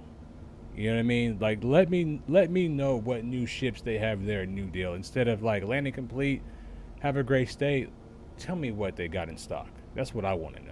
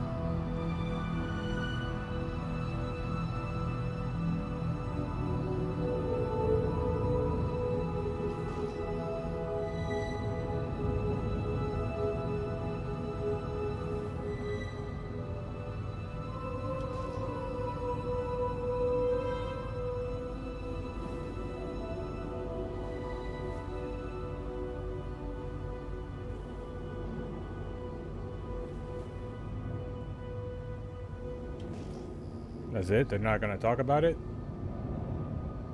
Hopefully they talked about this during the thing.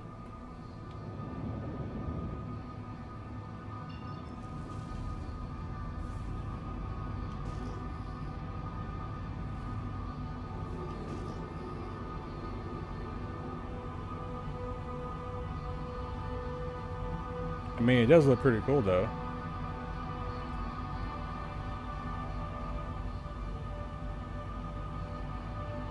This is not giving me any information.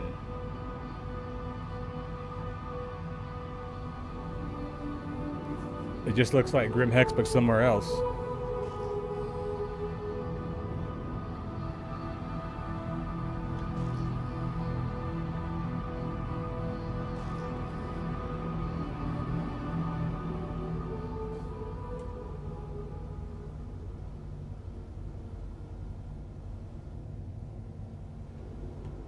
It just looks like a better version of Grim Hex. I don't understand like why outlaw places have to be like run down and like, you know, torn apart. And can we have some more organized bad guys where I walk in and the place it's well kept together, it's clean, you know, like can we get some organized outlaws? You know what I mean? Like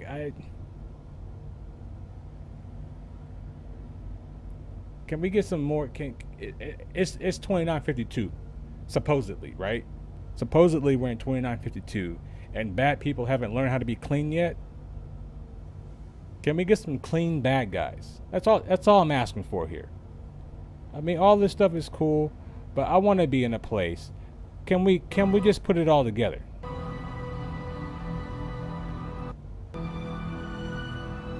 Like, can we put some paint? Maybe decorate the place a little bit nicer. You know, can like what? Like, why do I have to have graffiti? Like, is that necessary? Is that necessary? Can we just spruce it up a little bit? You know what I'm saying? Like, can we just not have like these cables just running through? You know what I mean? Can we just not have this? This seems like a hazard. It was hard enough getting to Pyro. I don't want to get to the outlaw place and then have to look up for my survival here. Just walking through, get electrocuted by a loose hanging wire. Like, this doesn't seem fun, nor engaging. It's not fun, nor it's engaging. I'm just kidding, guys. I'm just kidding. I had to. You know.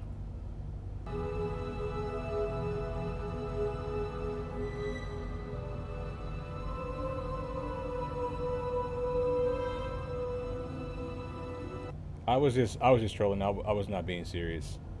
I was just trying to poke fun at how in most games, in movies, in entertainment, pirates and bad people are always associated with being dirty, which is not always the case.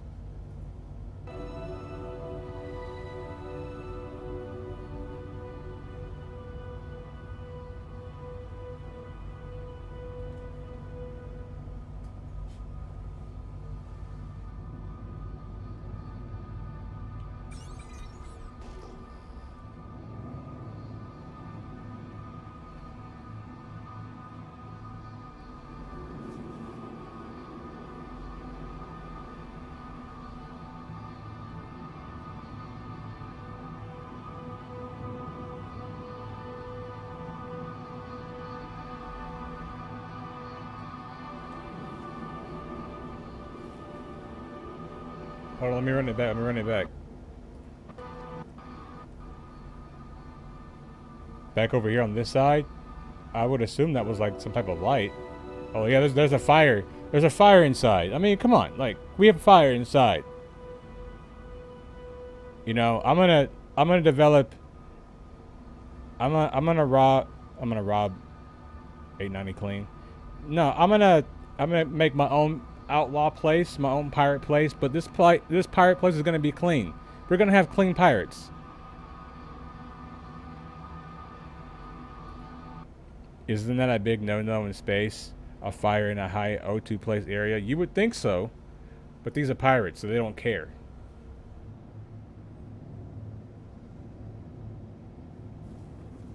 Like, I would like to see some clean pirates. Yeah, Team Rocket. I mean, their place is pretty clean, you know what I mean?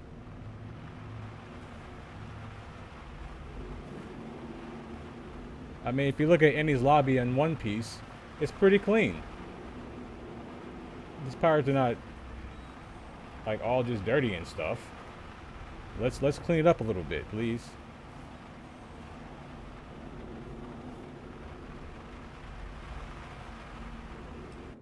Hold on, guys. I'm just trying to land this thing real quick. I need to concentrate for a second.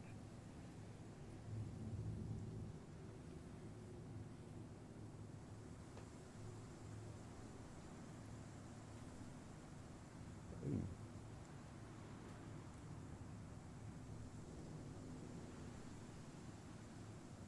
That went strong.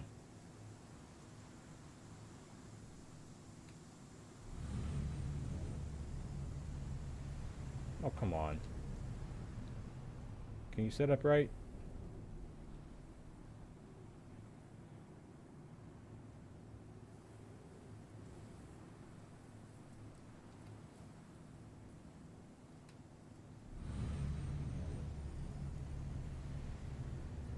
I can't land my ship right because of how strong the wind is. And my ship's being blown away with my engines off.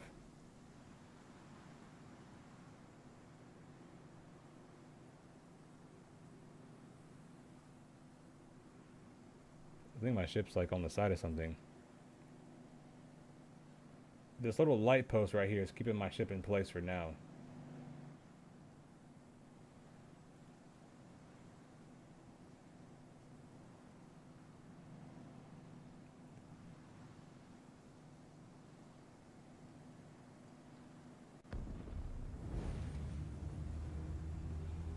I would think leaving your shields on, countering the wind would be, you know, a better plan, but guess not. Is the A1 Spirit worth it? It depends on what you're trying to do. I was hoping they would have a video on here about the A1 Spirit, but it looks like I'm gonna have to go to somebody else's video and try to find it. I was trying to watch, you know, videos directly from Star Citizen, but it looks like they haven't uploaded everything yet, which is weird.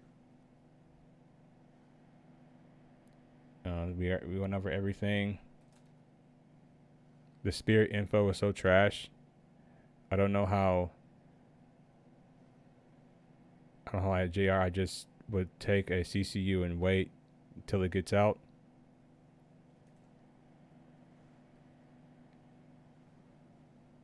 CIG heard you about the wires and turned the wind up on you. Yeah, I guess so. I guess so.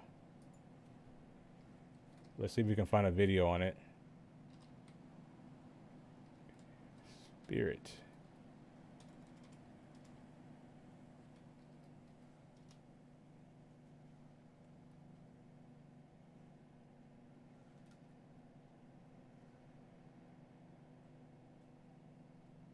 All right, whose video are we gonna watch?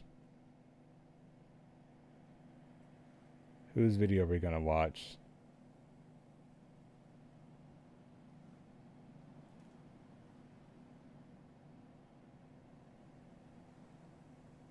About the Idris, do you think it was worth it? Hell yeah, it's worth it. Wrong sizes, wrong numbers. Yeah, they shouldn't be like A1. They shouldn't be like the 1 series. They should at least be like a 3. You know? Or they should have rechanged the names from the A1. Like, the ship that I'm flying right now should be the A1. And then the smaller one could be the A2. But, you know, alright, let's just pick a video and let's watch it here. Let's see, what's this one say? Normally I look at a concept and say, but this time I'm happier with it. Hello YouTubers, this is Nubafire. Gotta head out. During CitizenCon, they released Bench, thanks for watching. Thanks for watching. We appreciate that.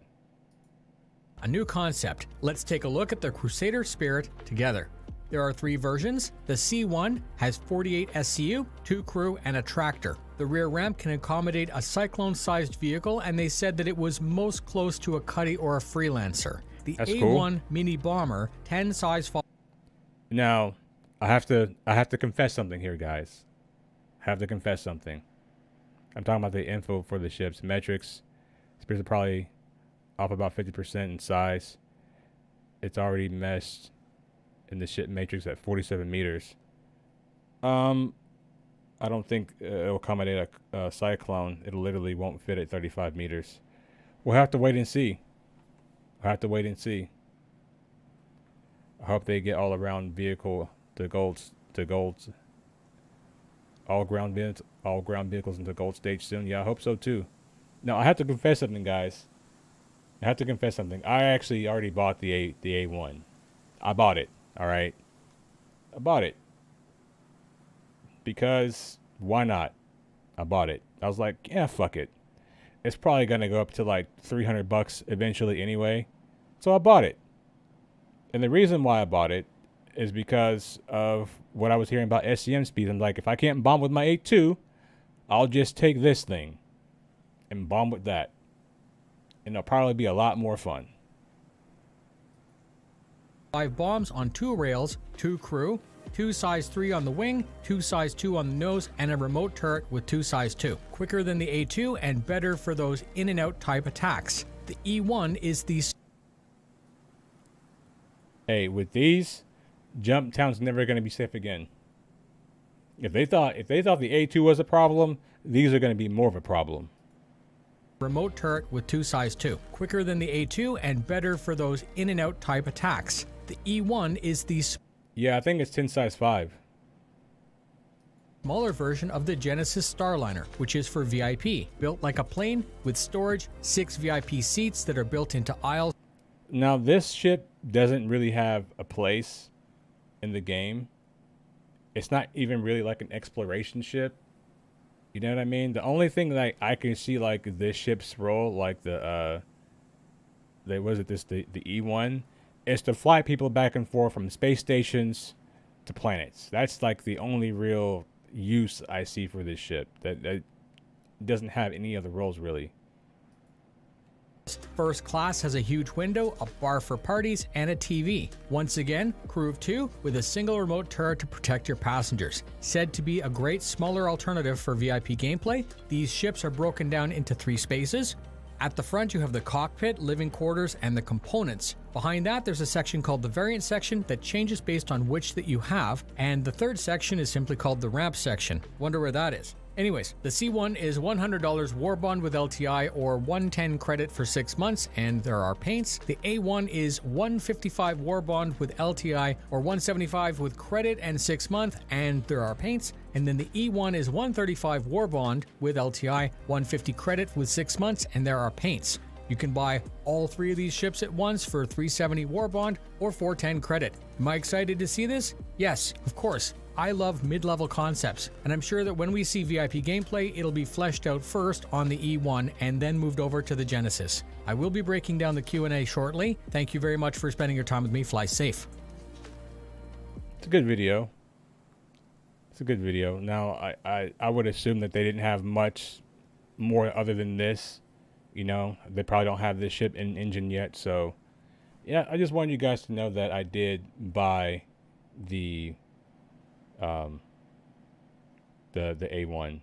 I think they actually had some more stuff to see on their channel. Just gonna go back.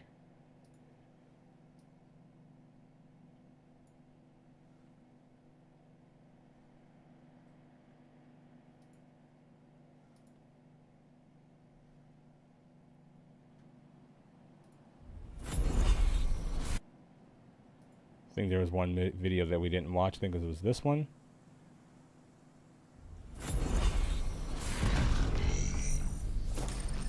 Yeah, I think the A1 for sure is going to be worth it. 100%. 100%.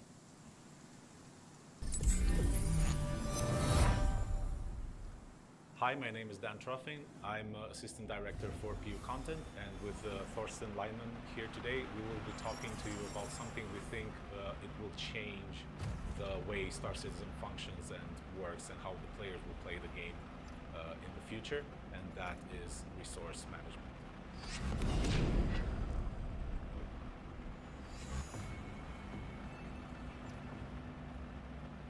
Resource management is the underlying system that allows items to produce, consume, and store resources in the game. It is the digital representation of real-life cables, pipes, tanks, batteries, or anything like this that you can imagine. It's the foundation of the ships, where you have certain resources like fuel and energy powering certain items on the ship, but it's also the system that will lie below any station or any vehicle, anything that you can imagine in our universe that actually requires a certain type of resource. Resource management is not just a system that helps the ships function, it is a thing that's integral to the functionality of the entire universe. It will be the way surface outposts function, underground facilities, space stations, landing zones, everything in Star Citizen will function using resource management. So we will start with the smaller vehicles, and the gameplay for those smaller vehicles way more interesting than what we have right now. And from that, we can move on to like bigger ships, and finally the capital ships will have a real purpose in the world, and where it will have a real meaning that you have the multiple roles inside those ships. I think this is going to be good for a number of reasons. It's going to force, like I said, the more cooperative gameplay. It's going to do that. And also, you know, you're going to have to make decisions, you know, about how you go and fly, and like even like your loadouts. It's going to play into like all of those things, and I think it's going to be so interesting once we have the full version of this into the game. Macho, well, people, I need to go. Hope you have a great stream with Marcus. Have a great day. Thank you, Macho, for joining the stream today. We appreciate that. Make sure I have a helmet on so I don't suffocate. And he did not put on a helmet. There we go.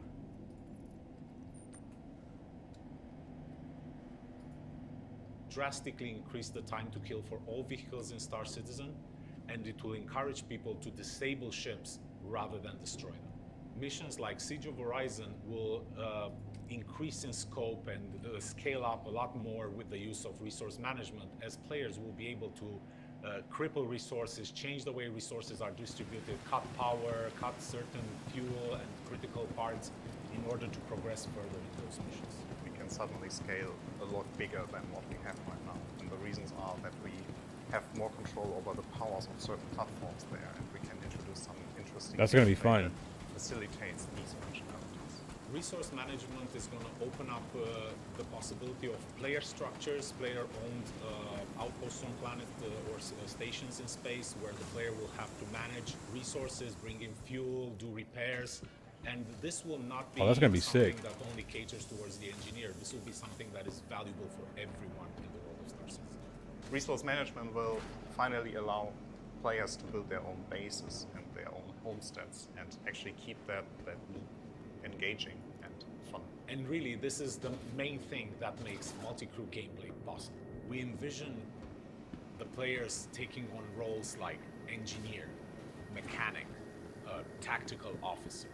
And while you have your engineer trying to maintain all the resources functioning and flowing perfectly and all the items in good operation, and you will have mechanics running throughout the ship trying to change fuses, repair various things that have broken down. You will have tactical officers moving shields from one side of the ship to another in order to counter whatever incoming damage you have. Obviously, the pilot is going to be doing his job trying to move the ship out of harm's way. The gunners are going to be taking out enemy... Yeah, I like this part of it too. Other ships.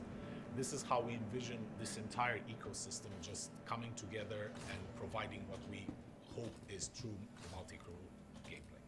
And for all of you out there that are waiting for the Idrises and Javelins and want to use these ships, this is the system that is going to make using those ships possible.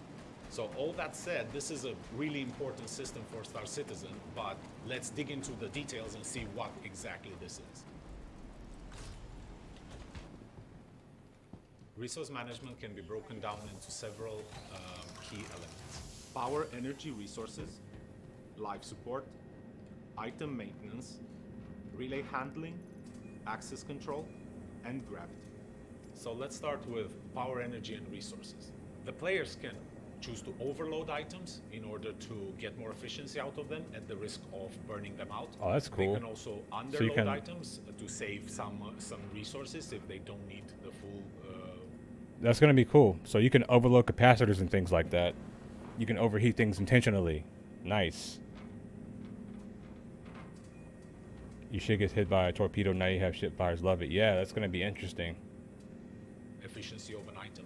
The players will have to pay attention to the balance of resources, power, fuel, coolant, heat generated, in order to maintain a well-oiled and balanced ship.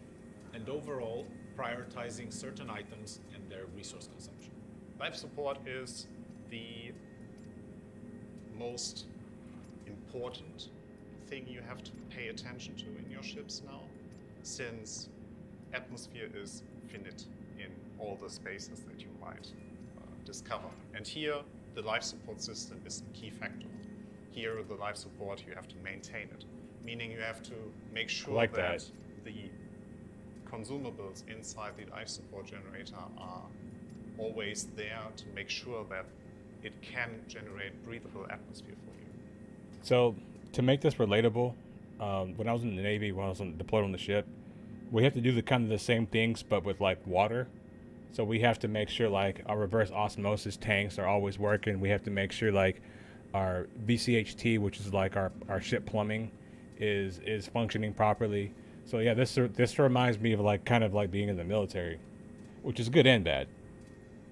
Or the temperature is actually increased to a human livable factor, so you don't freeze to death, or you are not cooked.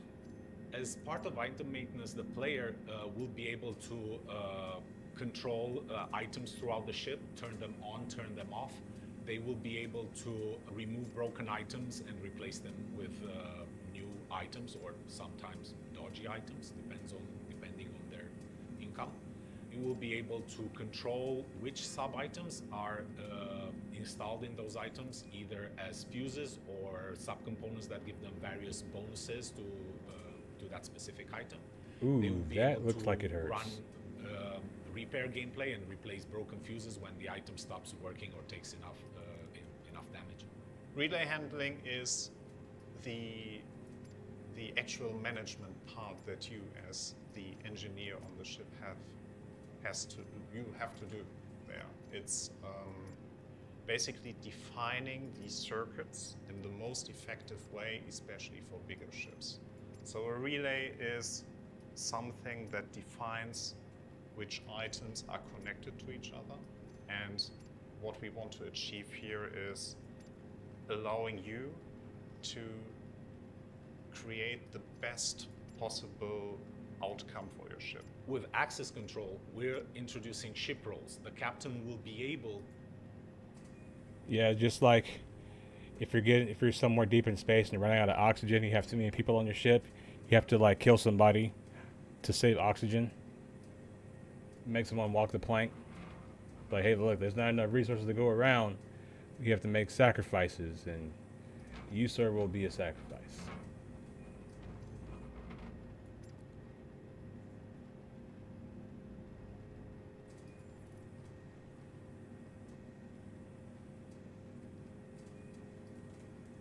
To assign certain roles to each of his crewmates, and for example, say one of the player becomes the engineer, which gives them specific access to certain controls, while the person that is the pilot will not have access to those controls. At the same time, a gunner will only have access to a specific gun or all the guns of the ship. And finally, gravity. So gravity is the concept that you experienced already in every ship. So there's always a ground, there's always a down, there's always an up. Now this is what I'm excited for too. We would like to give you some more control over that. Especially like if you're being boarded. Because it requires some energy, and if you want to run your ship more energy efficient, we want you to allow to switch over to gravity. Or there might be other use cases where a zero gravity environment is more useful than another. So if it wasn't clear by now, the scope of resource management touches pretty much every aspect of life in Star Citizen. So we're doing a lot of talking, but I bet what everyone would like to know is where are we with all of this right now? Currently, we have working in-engine prototypes of the following. Zero God plus explosives equals a good time. Indeed it does. And the relay network. With a power system, we can overpower and underpower items.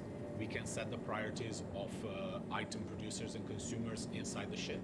And we can set the path of resources inside the ship through the resource relay network.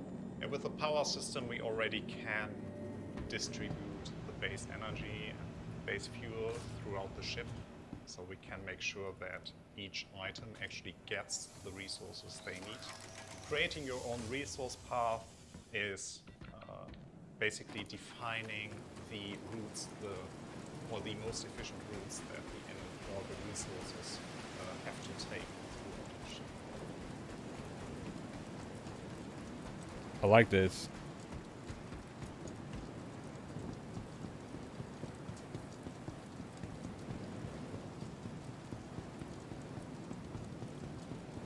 We can also demonstrate many aspects of the life support system, including making new players suffocate.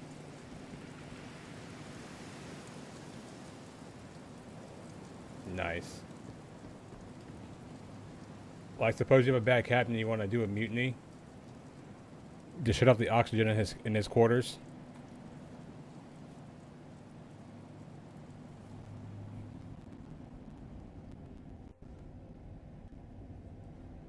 I can't wait to relive my stowaway murder goblin days. Should be a good time.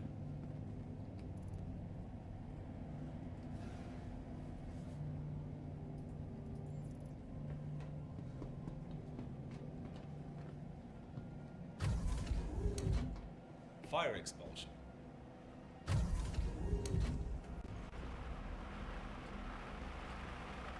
Why would you sit there?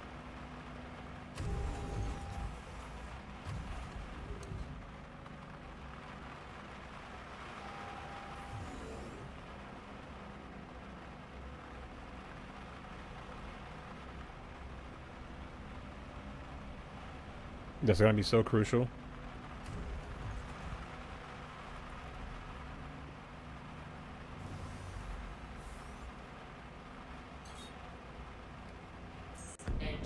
Change the temperature in each room.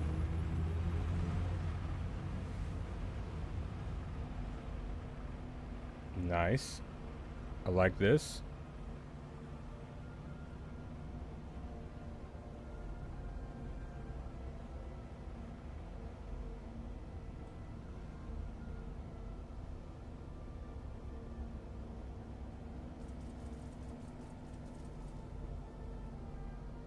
Oh, you can start fires and start ships now. Intentionally. Ooh. Can we get some C4 in the game? I would love to get some C4 in the game. Making new players suffocate.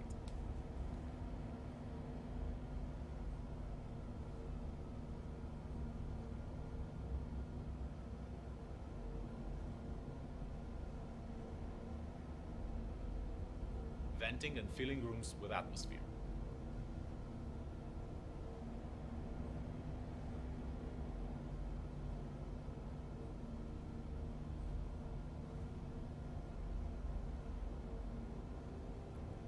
Pretty sure they're gonna add some type of debuff, something like that, so you can't be in spaces all the time. Yeah. I know they wanted to encourage people not to always be in spacesuits. They might make it to where, like, even like the suit itself dehydrates you more.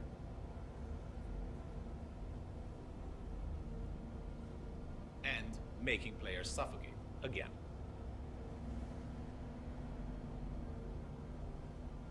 They already said about nothing. They already said about you being able to use pilot suits with armor. Or pilot seats with armor, yeah. I agree with that.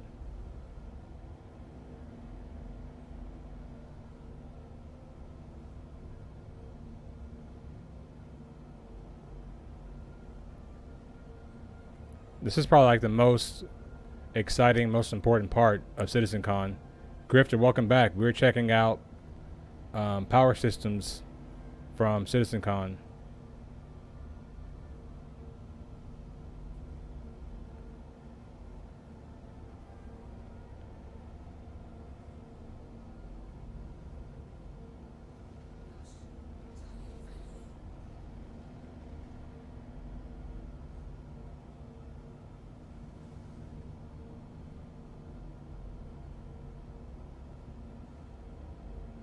Resource management looks crazy. More like no more soloing a Carrick. Yeah, no more of that.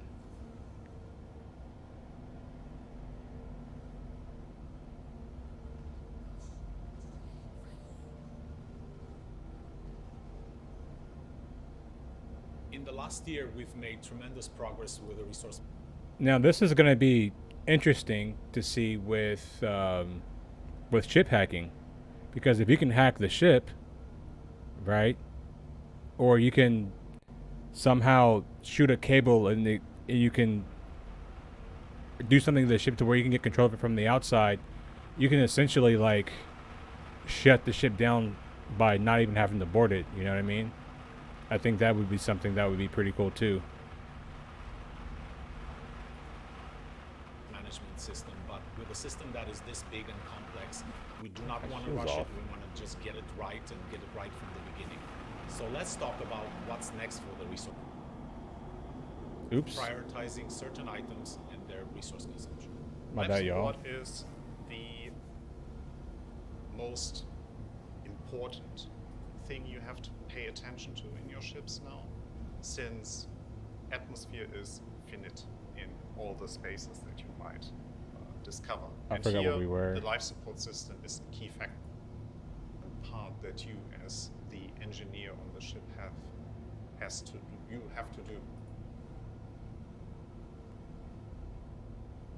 Item producers and consumers Pasta la pasta. inside the ship, and we can set the path. Interesting enough, you can get the ship to stop in 372. You can unlock the doors and get in now. Yeah, if you have ballistics, you can just shoot most ship doors and they'll open. Of resources inside the ship through the resource relay network. And with the power system, we already can distribute the base energy and base fuel throughout the ship, so we can make sure that each item actually gets the resources they need. Creating your own resource path is basically defining the routes, or the most efficient routes that the allotted resources have to take throughout the ship.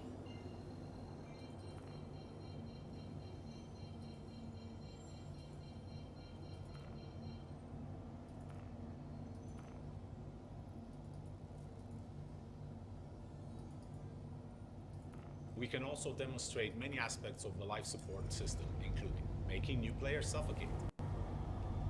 Oh yeah, we already seen this part. Need to go beyond this.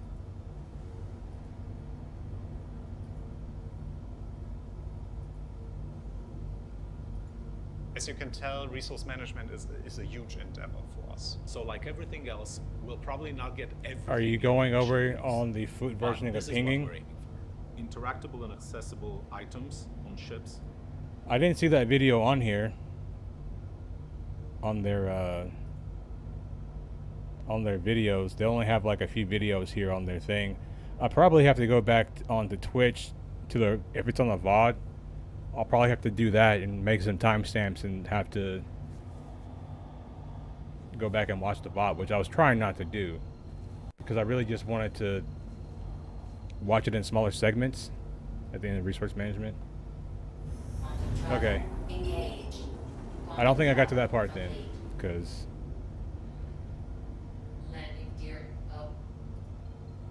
relay gameplay, changing fuses on the relays, resource balancing, defining control groups that will be accessible through the MFDs, allowing people to create presets for your resource network for each ship, an engineering UI with at least a list or schematic view of your ships, external engineering screen for ships allowing engineers to define the tuning parameters that can be accessed by the pilot with a press of a button, like loading presets and creating presets. And after the initial release, everything else will fall into place with subsequent patches.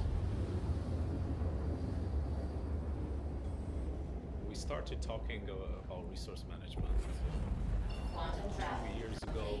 It is pretty much the evolution of what used to be the old pipe system, and this has been an interesting journey, and finally we're starting to see the fruits of our labor, and we're starting to see all the possibilities of gameplay that we can open up to the players. Nubifire has it on his channel. It's a 2-hour-long video where Chris is talking about features coming to Spartan 42 to PU. I have not seen that, and that's a 2-hour video. We're gonna have to like save that for a whole different stream, cause that's gonna. We're already on here for 2 hours already. We can probably do that one tomorrow. What they choose to do in the world of Star Citizen. Resource management is the most exciting feature that I've ever worked with. It's such a groundbreaking feature that will change the entire game from its core. I think we never had this opportunity to change the game into this direction where we are heading right now, where we will finally have all the tools in place to actually allow meaningful multi-crew gameplay and meaningful decisions for all the players, where every decision counts. This is the stuff that makes me really proud. Thank you for letting us share our progress with you, and we hope you're happy with all this progress, and have a nice CitizenCon. Yeah, so from my takeaway, this is going to be the most important update coming to Star Citizen. This is going to be the one that makes or breaks the game. If this comes out and it works good and it works well and everything is cool, it's going to be really good. But if not, then I think it's going to be really, really bad. I think it's going to be really bad. They show a lot of good stuff coming in the PU. PRM is core to all of this. Yes, it is. Yeah, I'll look at that video that you said that you were talking about. I'll look up that channel, and we can probably do that one tomorrow. I just don't want to make these streams too long. You know what I mean? Look, I have other things I got to do, so around 2 to 3 hours is probably good for me. And if that one's over 2 hours long, then we can save that one specifically for tomorrow, and we can see what Chris is talking about. But that is going to be today's stream, guys. I just want to get on here and just react with this. Space Tomato made a short video of CR talking. He shows it all straight. You guys go over the C1, A1, E1. Yeah, we did. I already bought the A1, of course. Of course, I bought the A1. So we have that. I think they're going to be good ships, and I think we need more ships in this size in the game. More multi-role ships that can do multiple things. I think that's going to be key to the game moving forward. So I like seeing that they, yeah, the C1 looks sick, looks slick, and the A1 I want for Morph. Yeah. Yeah, me and Tom were actually talking about that on Instagram, about the A1. Yeah, I like the design of it. I like how it looks. Hopefully it comes out sometime around 4.0. Hopefully we get it within the next year or so. So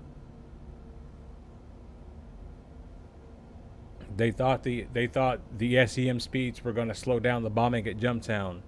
It's about to get a whole lot worse, in my opinion.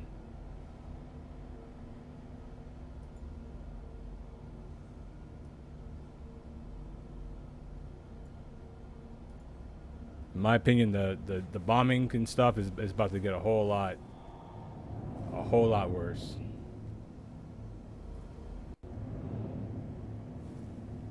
Because now you're going to have, instead of like one big explosion, you're going to have multiple explosions everywhere.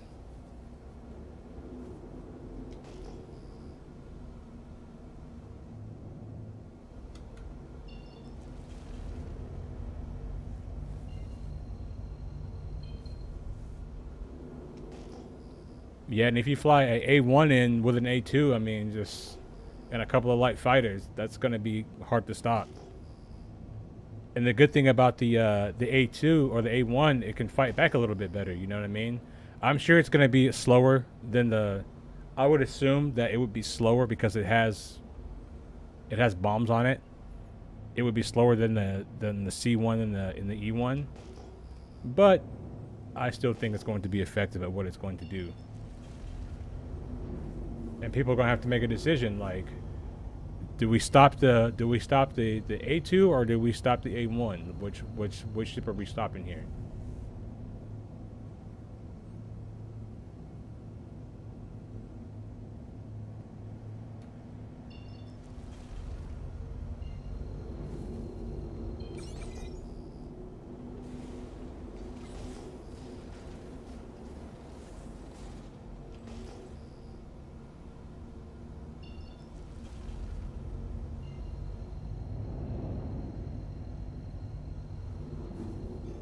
They said they want people to make decisions, and that's going to be a big one to make. God, it's so dark I can't see anything. Bomb should not be a ship roll, but a pilot thing. Well, it depends. So, like, I was in the military, right? And on our ships, we have multiple places where you can shoot the guns from.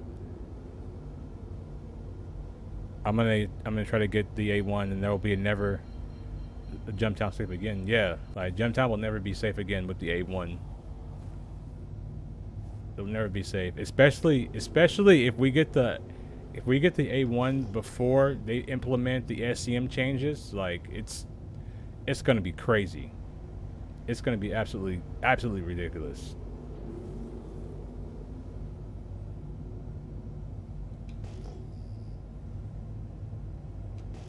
They didn't mention anything about night vision during that meeting.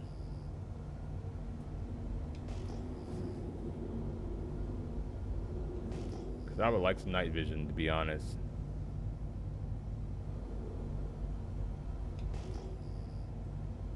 No night vision still. So we're still going to be flying in the dead of night and not being able to see nothing.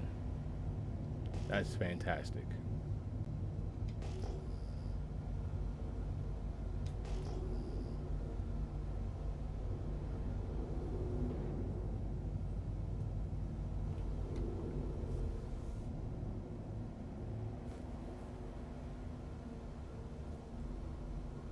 I guess I'll just continue to use my my quantum drive as my little guide, so I know where the hell I'm going at night.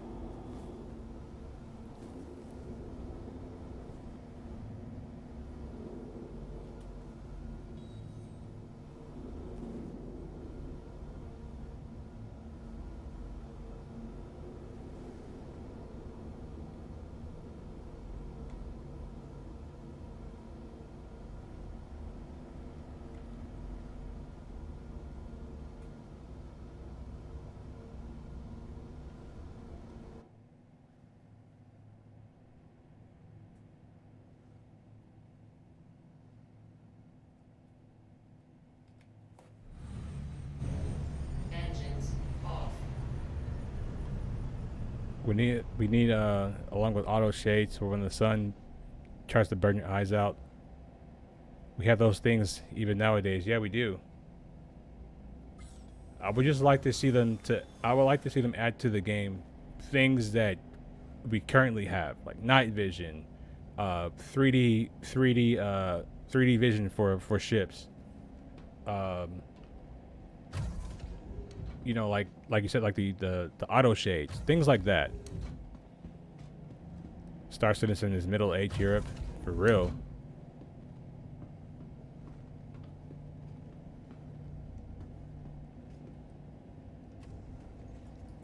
I even think some concept cars have that now. Auto shades or where the windshield light dims. I think that's in some concept cars that I saw. Technology exists.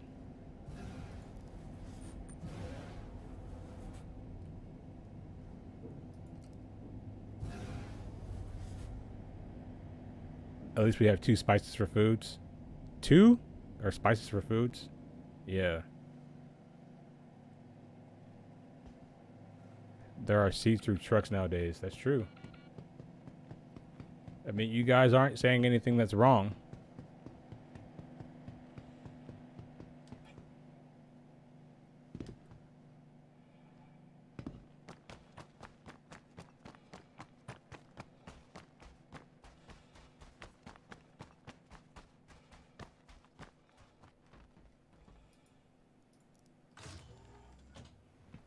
Eventually. I would say we're about 3 years away from it being like really good. We still got 3 years. People think like, oh, it's gonna be so good in Pyro. I'm not so sure about that.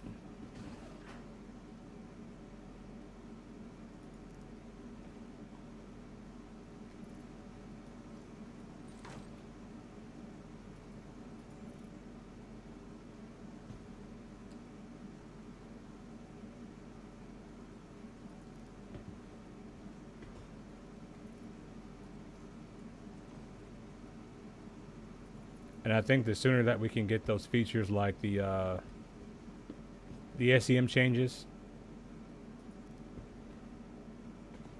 I think the faster we can get those, the better.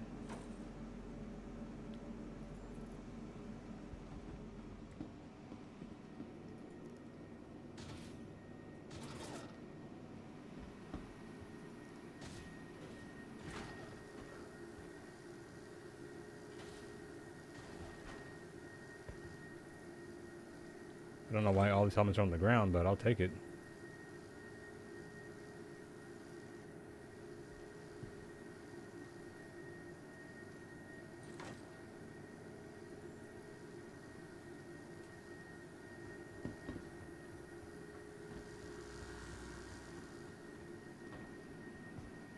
That's what I believe too. Squadron 42 maybe is launching in 3 years.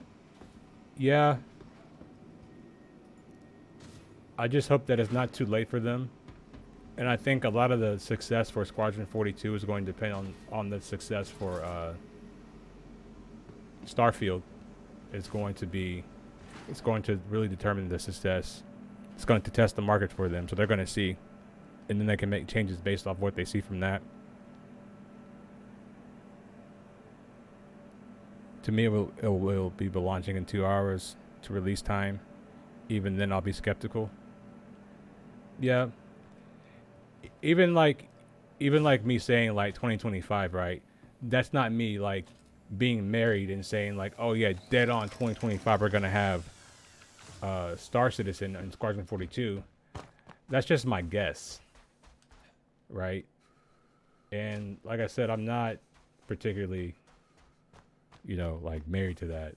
Like I think we'll get it when we get it, But if I had to guess, I would say about 3 years. We're about 3 years away.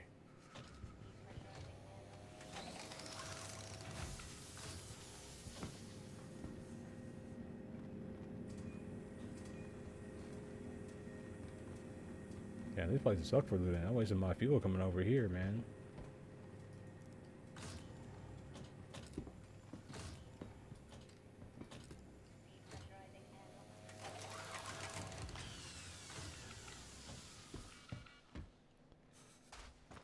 Yeah, but to casual people, they're not going to be very much different. It's going to be space game, And I think that's what they're trying to appeal to with Squadron 42. They're trying to appeal to a more casual base.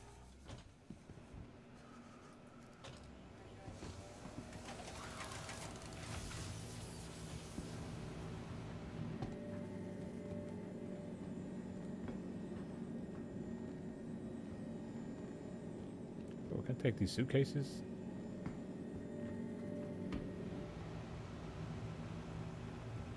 If that were true, I would say PU 5 years from beta.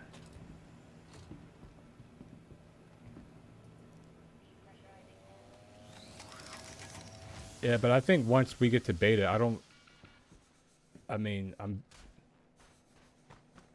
I guess I'm being like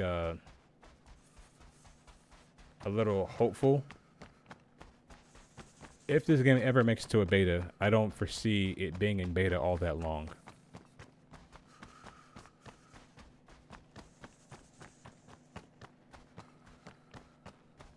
I'm just saying if your timeline were correct. Yeah, I hope my timeline's not correct. Shit.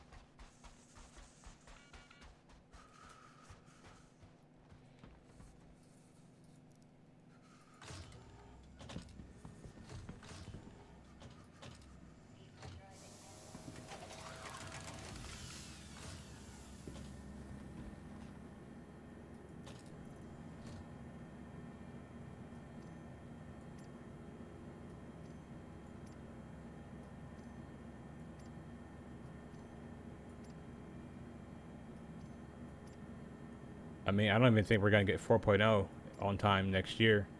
Like when they say it's supposed to drop, I don't think we're gonna get 4.0.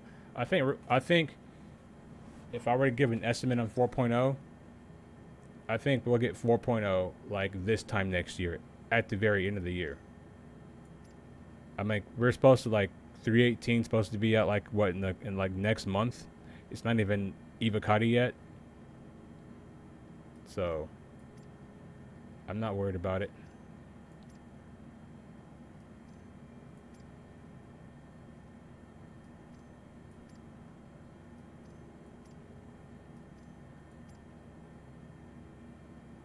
Four point oh is 18 months away.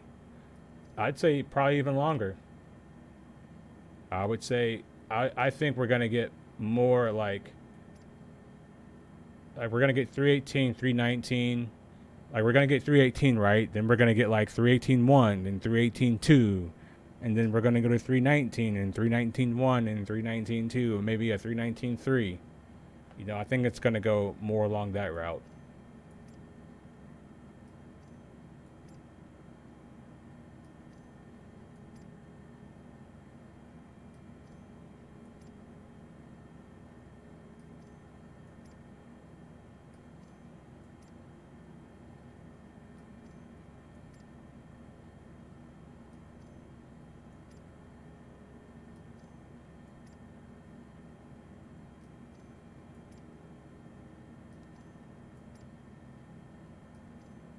Basically, all I'm doing right now is preparing myself for when, excuse me, when things are a little bit different in Star Citizen, making sure you come to boxes and just taking everything that can keep you alive.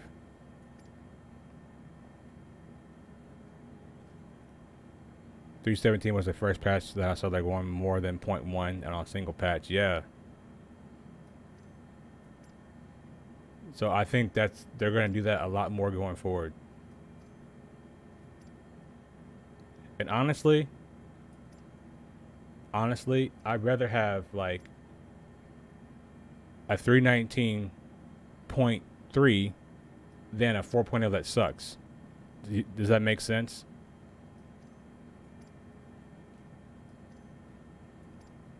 I would much rather it be like that than just rushing 4.0 just cause.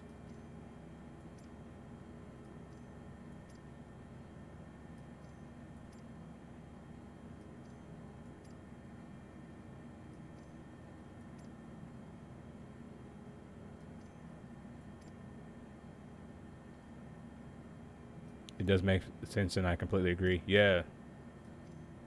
That's kind of where I'm at. Like, people were mad when they saw the 3.17.3 patch in the PTU, but I was like, look, man, they're trying to work stuff out. I'd rather them work it out, fix it. You know what I'm saying? Give us a good 3.18.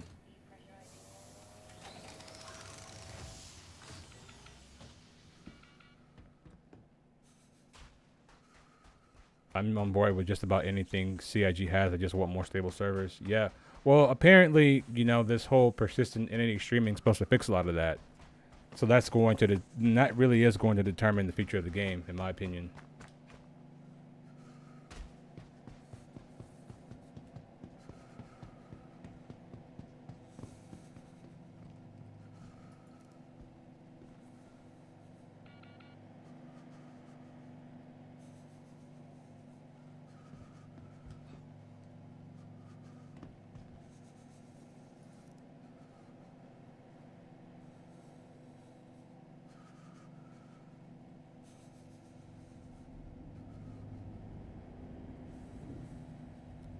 3.18 is a sad patch for those who don't know what's going on with the game. Yeah, 3.18 is going to be a wake-up call to a lot of people who kind of play this game recklessly.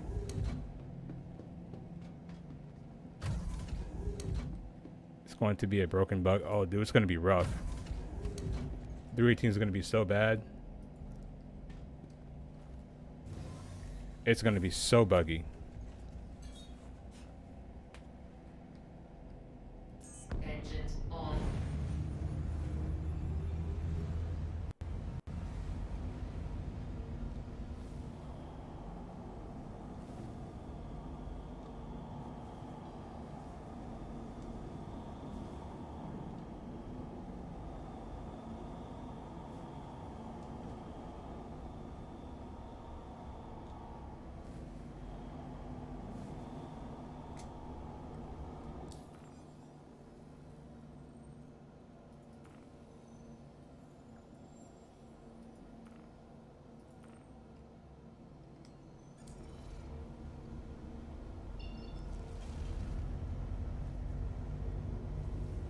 But you know, I kind of expect things to be buggy and non-functioning. Like we have to remember, like, this thing is an alpha. Like, it's not even a complete game yet. This would be like playing Grand Theft Auto 6, being able to play Grand Theft Auto 6 for like 10 years. It's a joke. Which worse will be A2's rank on the more. It's a joke which will be worse, more ran on the A2 or buddy servers because of medical gowns.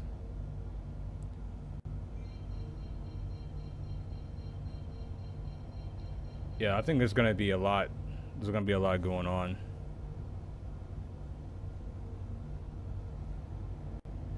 Be worse than. Okay, yeah, I see what you're saying now.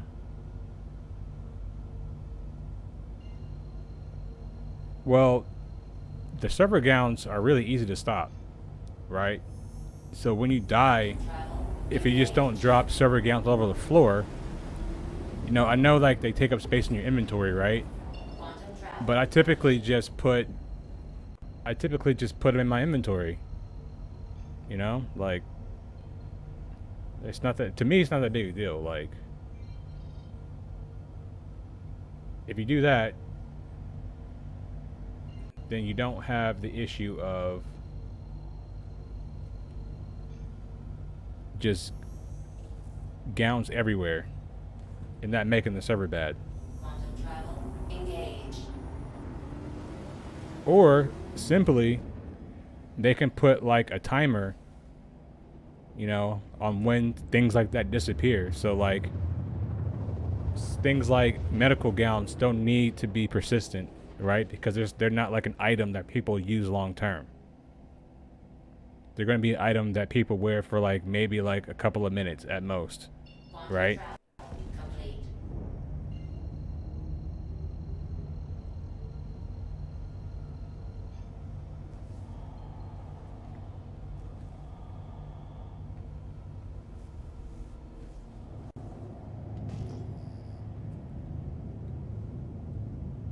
My buddies and I just have built like 15 inside jokes about the brokenness of something in the game, and we just laugh about it and move on. Yeah, that's what me and Cannot do. When me and Cannot play, you know, we just laugh and joke about it, move on. We don't try to, you know, get too in our feelings about it. At the end of the day, it's just like, if we don't like it, we can stop playing. You know, we are grown adults. You know, we can do something else. We can turn the game off. We have full control over our being. They have a hierarchy tree for item deletion. Well, medical gowns need to be at the top of that hierarchy. Period.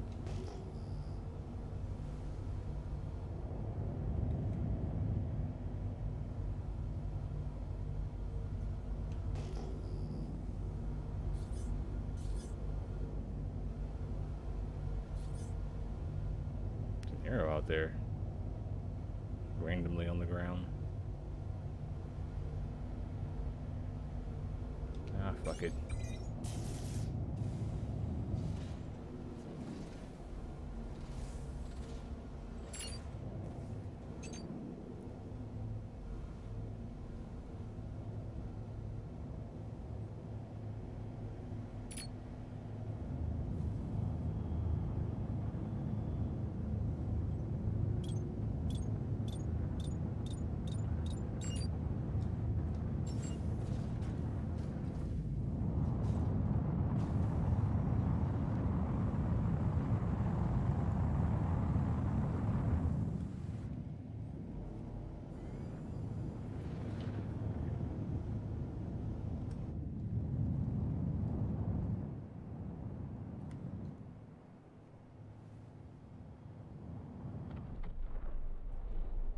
Oh, I missed.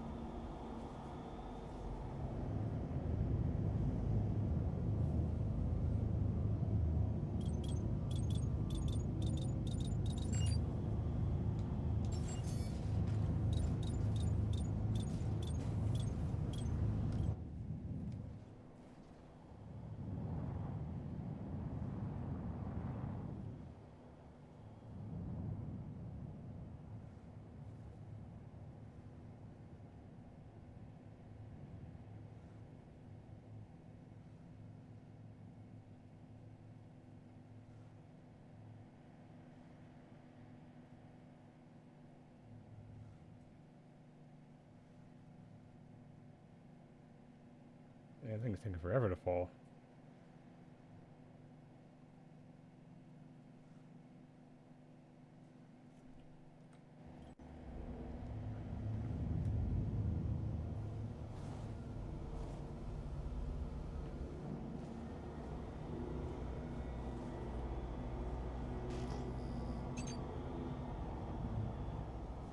I missed both bombs.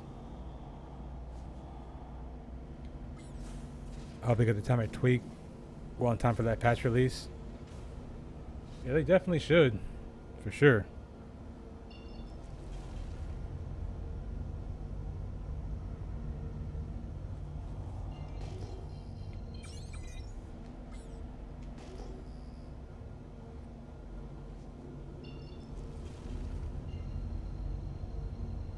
But I think I'm gonna call this a stream, guys. I've been on here for almost 3 hours. I'm getting kind of hungry and I want to go eat something. So tomorrow we're gonna watch that 2-hour video of that Tom was showing. I have one question. Maybe you guys discuss it. It's Mastermodes.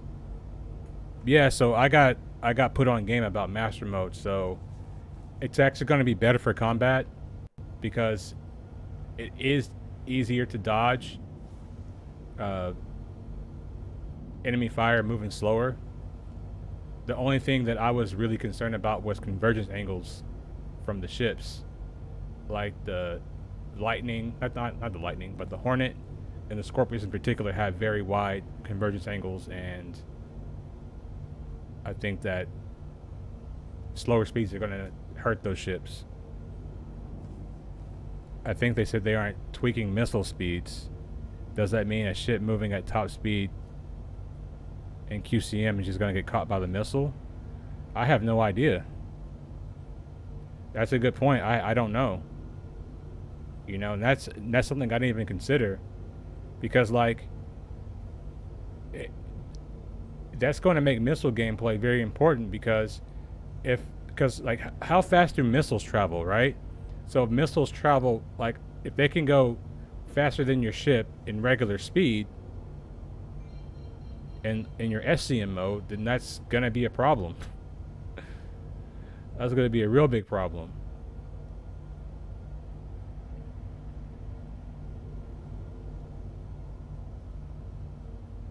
And once you go into QCM mode, once you make that choice, you won't be able to drop flares, because you're going to have the quantum bubble around you. So that's very interesting. Very interesting. I'll be interested to see what comes out about that in the future.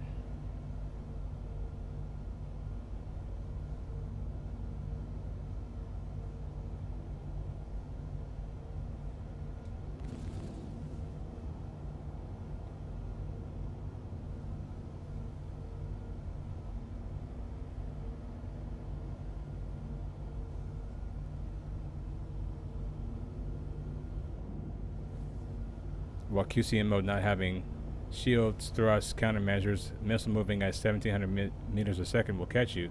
That's true. That's very true. You're not wrong.